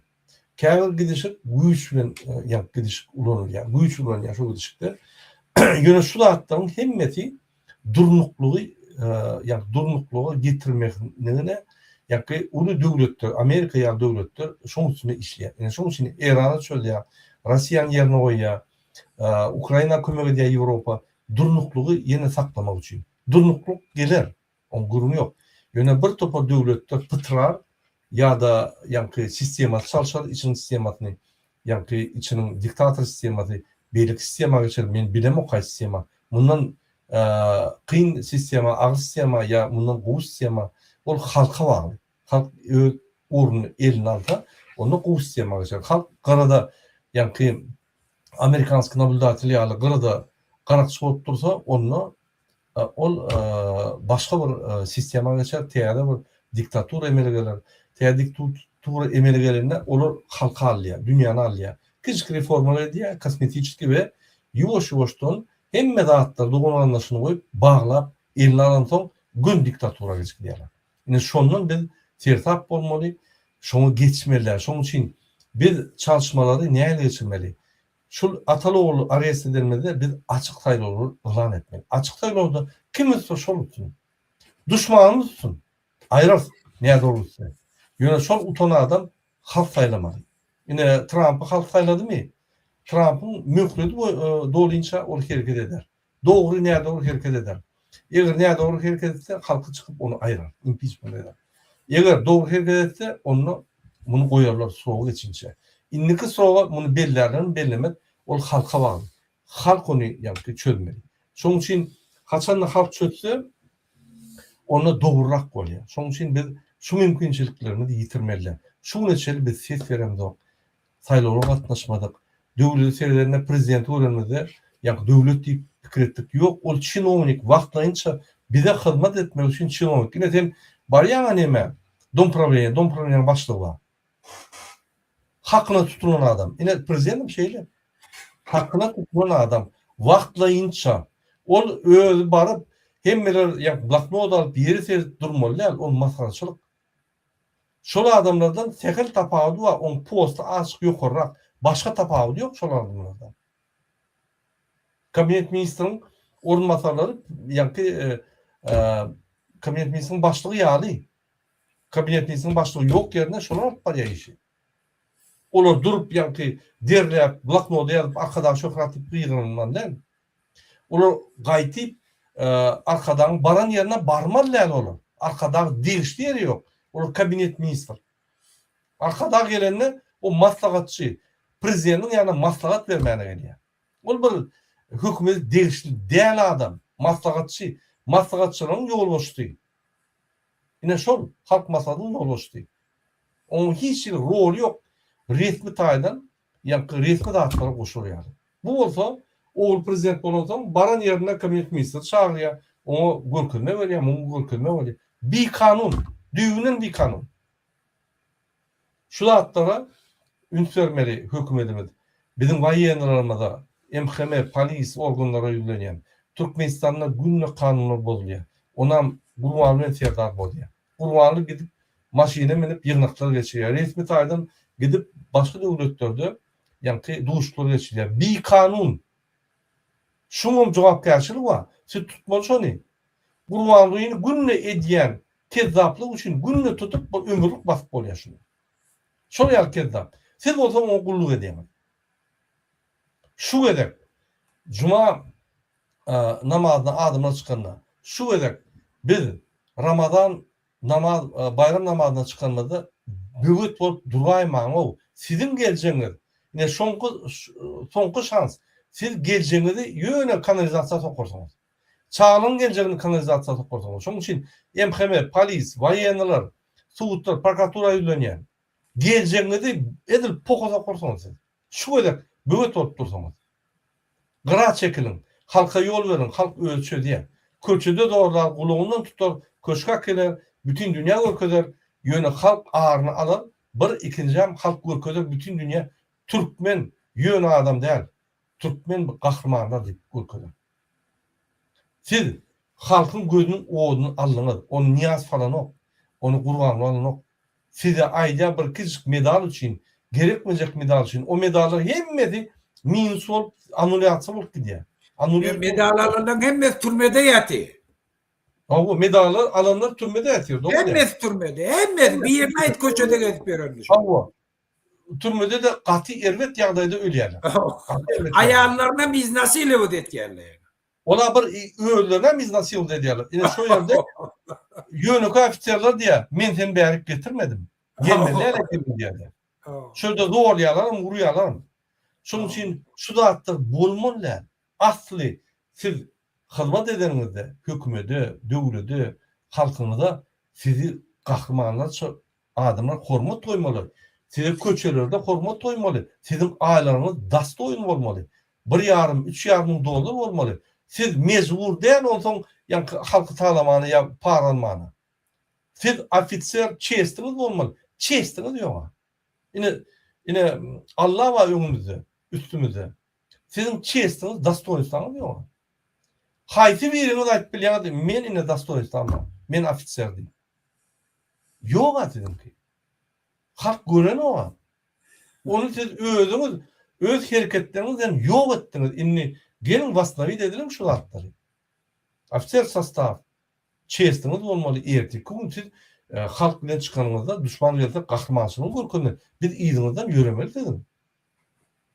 Siz şunun için yani ki şu hüner faydaladınız, oku açtınız, okuda yürüyüp size bir kodeks verdiler, size bir kahraman hükmünü veriyorlar, formanızı giyinizde siz bir dastoyun, bir chest yani bir avraylı adam olmalı. Avrayınız yok, nol. Prosta nol. Polisi görsem sögüsün geliyor. Ne yapıp ediyen hareketlerinin için. MHM'ni görsem öldürürsün geliyor. Ne yapıp ediyen hareketlerin için. Haçan halkınıza söz veren adamı da edersiniz. Haçan halka hizmet edersiniz. Milli Hukukçuluk Ministerliği. Milli halkın milli hukukçuluk ministerliği. Haçan halka hizmet edersiniz. Siz Gurbanly'nin hukukçuluk ministerliği değil ha. Onu hizmet eder yani. Milli olanla halkın kol ya. Halka haçan hizmet edecek. Yine şuraydı. Ya ona inni o sözler hem sizin için, o sözler hem sizin için mani yok mu? Yani şunun için sizi bir kanunçuluğa çağırıyor. Bu utançta iki tane siyasetçi, biri Fransa'dan, biri Kanada'dan sizi kanunları koruyan adamlar, kanunçuluğu saklamalı adamları kanunçuluğa çağırıyor. Bunun masrafı. İnni bir düğreyinde, bir adam bulayında, halkı ellemende, halkı öz gününe koyayında, halkı tağlamanda deyip bir haş ediyor. Şundan soň siz dowam etseniz, sizi onunla başgaça görüşmek sizni. Partizanlıkla siz ýok etmesen başga alajymyz galmaýar. Häzir oňa nime diýip gözde murada men geň alýanlar gözde şolaň hemmesi görüp otyr gözü bilen bir kanun ýol bilen pul gazanýarlar. Görüp otyrlar. Kanun bilen gazanan akly, yani kassadan barıp alýan aýlyklary şolaň işletine ýetene. Znaş başga ýoldan görüp otyrlar. Bir. İkinciden görüp otyrlar önünden öňündäki şu posta oturanlar hemme türmede ýatyr. Hemme türmede ýatyr. Häzir ýurt döwletem çalışana şu prezidentin wagtynda türmege gitýärler. Awa siz näme üçin şu taýda otyryňyz özüňiz öz aýaňyz bilen türmege gitjek? Näme üçin? Hem bir namus bolmaly, hem bir wejdan bolmaly, hem bir kanun bilen pul gazanmaly, hem türmege gitmeli, hem aýalyňyzy iznasylyk etdirtmeli, hem çağalaňyz bir abrey bolup gelmeli. Näme üçin? Şol üçin birat özüňize gelin. Bir de aýtmaly zatlar aýtdyk Muhammed ağa. Indi şuňdan Iranyň meselesi galydy. Iran boýunça bir gysga aýtsaňyz, näme bolup ýör Iranda we ýa-ni soňky maglumatlar sebäbi häzir Iranyň ýagdaýy bütün dünýäde iň gyzgyn ýagdaý. Şonu bir aýtsaňyz. Bende birinciden İran'ın şu atlam 4 töweregini gurşap aldylar. En güýçli samolyotları, tehnikalarını Amerika getirdi. Yani şun yanak bolan şu Saddam Hussein'i ayıracak bolanlarında şu vakt getirdiler diye häzirki ondan güýçli. Bir. Trump 10 gün vakt berdi. Olam birun en neme var İran'ın hükümeti yürütü öz pırtlajeniyetini tayinladi. Bir deydi tayin, gol çekmişmene deydi pırtlajeniyemem tayin 4. gün şöyle duşyalla. Trump'ım şona garaşya. Eğer şu taada da netice almasalar onun hükmen şu urş bolya. Urşun tseli neme? İran'ın hükümetini yani Ayetullah Khamenei'nin ayırmak. Yani change rejimi ütgetmekle.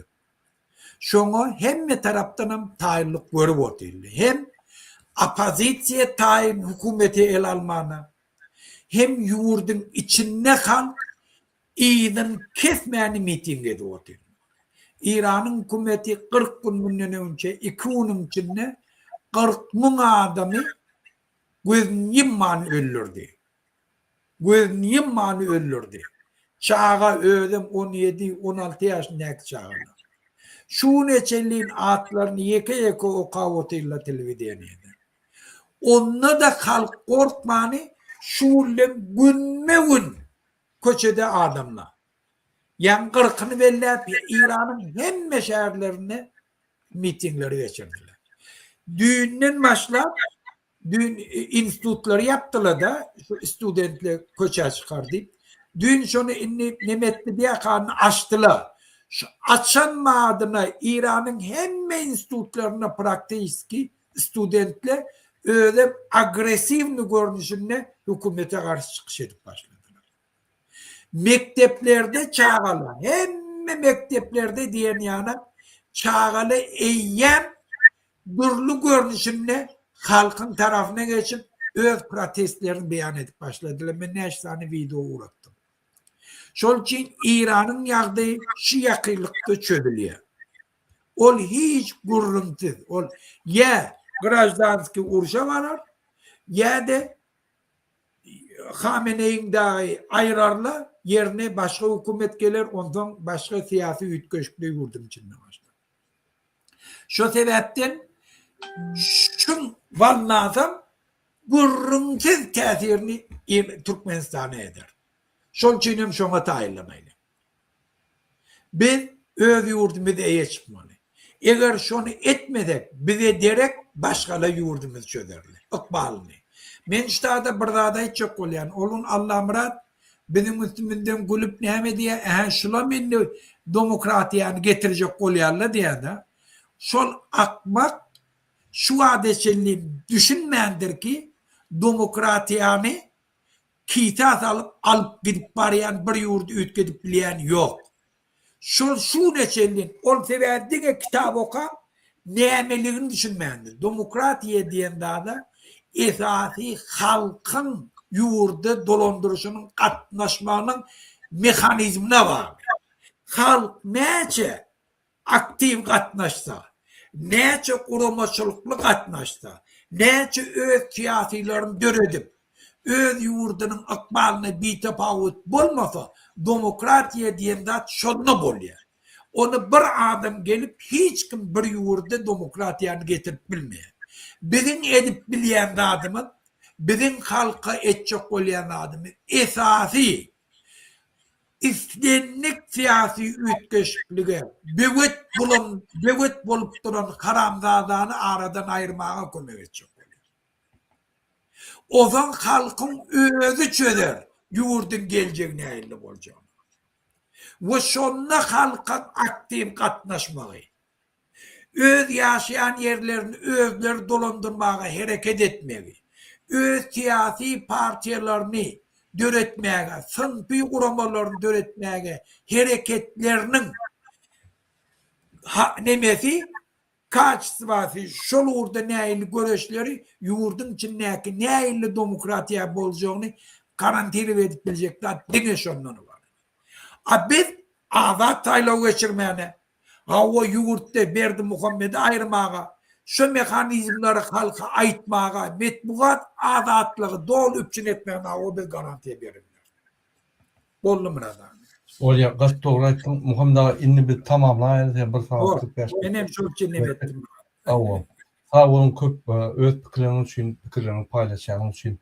Ilayta da Iran boyunca informasiya berýän üçin siz izalap dursanız içinde siz yankı Türkmenler bilen şol geçen hadiselerin içinde. Şoň üçin biz sizin pikirlerini bizim üçin gatwajy.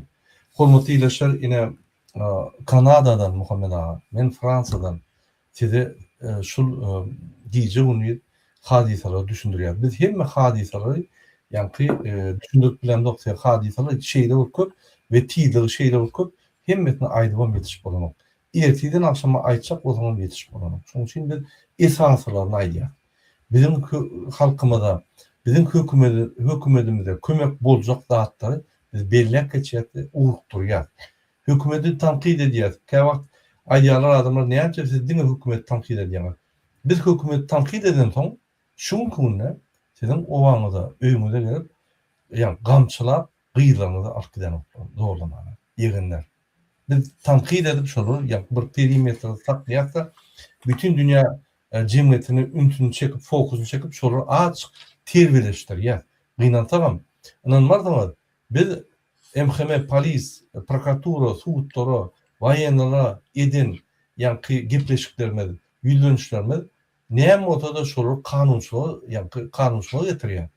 Gynantagam, biz daşaýurda yankı yaşap da şurtta şolara kanunçuluğu uyguladıp şolara kanunçuluğu çektirýär. Ol bir masalçılık o bolmaly. Gaýtyp olar kanunçuluğu gorap şu Türkmenistan döwletini döwlet etmeli. Türkmenistan döwleti haçan döwlet bolýar? Haçan da içinde kanunlar işleter. İçindeki graždanlar konstitusiýanyň esasynda öz kanunlaryny peýdalanyp bilseler, öz mümkinçiliklerini yerine getirip bilseler. Türkmenistan konstitusiýasyna görkezdirýär. Türkmenistan'da adalet bolsa, onunla bir gereği yok. Menin çıkışım Muhammed ağa, beni hiç kim dinlemedim. Gereği yok. Gereği yok. Anladın? Şunun için bir näçip çıkış edýär, näçip yankı şol giýje güni size maglumatları berýär, maslahatlary berýär. Biz Türkmenistan'ın içinde cemiyeti ötürjek bolýar. Biz cemiyet ýasajak bolýar. Diktatörün en esası güreşen zady Türkmen halkynyň içinde cemiyete karşı cemiyet döremediler. Cemiyet dörep başlasa samasaznanya galýar. Yani pikir ediş, ol pikir et başlaýar, forum verip başlaýar. Şu zady yatırmak için aktivistler içinde graždan aktivistler tutup türmeye batýar. Olar şu görüşýär, dogun arnaşlar garşy görüşýär. Şurýan adamlar bolmady ýaly. Şurýan adamlar bolmasa ösüş bolmaz. Şoň üçin her bir adam graždan aktivist bolmaly. Her bir adam öz döwletine biperwa bolmaly. Türkmenistan bizim döwletimiz. Gurbanyň dahyly ýok. Terdaryň dahyly ýok. Biz olary saýlamdyk. Olaryň dahyly ýok bizim döwletimizi şu güne getirmäli. Şoň üçin aktiv bolun. Videolary, TikToklary goýun. Çekinmeň, utanmaň. On milyon görünüşi var. Yani fake account bilen ya bir dostuna iwerip daşyrdy. Oňa da aýtsaň başga bir accountdan goý men adym bolmady ýaly. Milyon görünüşler var. Siz goýýaňyz, biz onu beýan edýär. Şu yani betbaşçylyklar, şol yani bir kanşylar azar ya. Şonu aýtmasak, inanmarsaňyz türkmeniň bir kanşylykdaky bark biljek nokoduny men size aýtmaýyn. Hudaý saklasyn. Şoň üçin näçe köp videolar çyksa, näçe köp ýaýrasa, şonça da biz şalt netije alar. Indiki gepleşikler hoş sağolun, hormatly ýerleşler. Ýene häzir bir 5-10 min TikTokda bolan, eger de toýraňyz bolsa, şu videoň aşagyna kommentariýa ýazarsaňyz indiki gepleşiklerden size jogap berer. Hoş sağolun. Muhammed abi köp sağ olun. Aýçakdadyň bolsa jemle edersin. Yo, sağ ol Murad ağa, sağ ol vatandaşlar. Hoş sağ olun. Hoş sağ ol.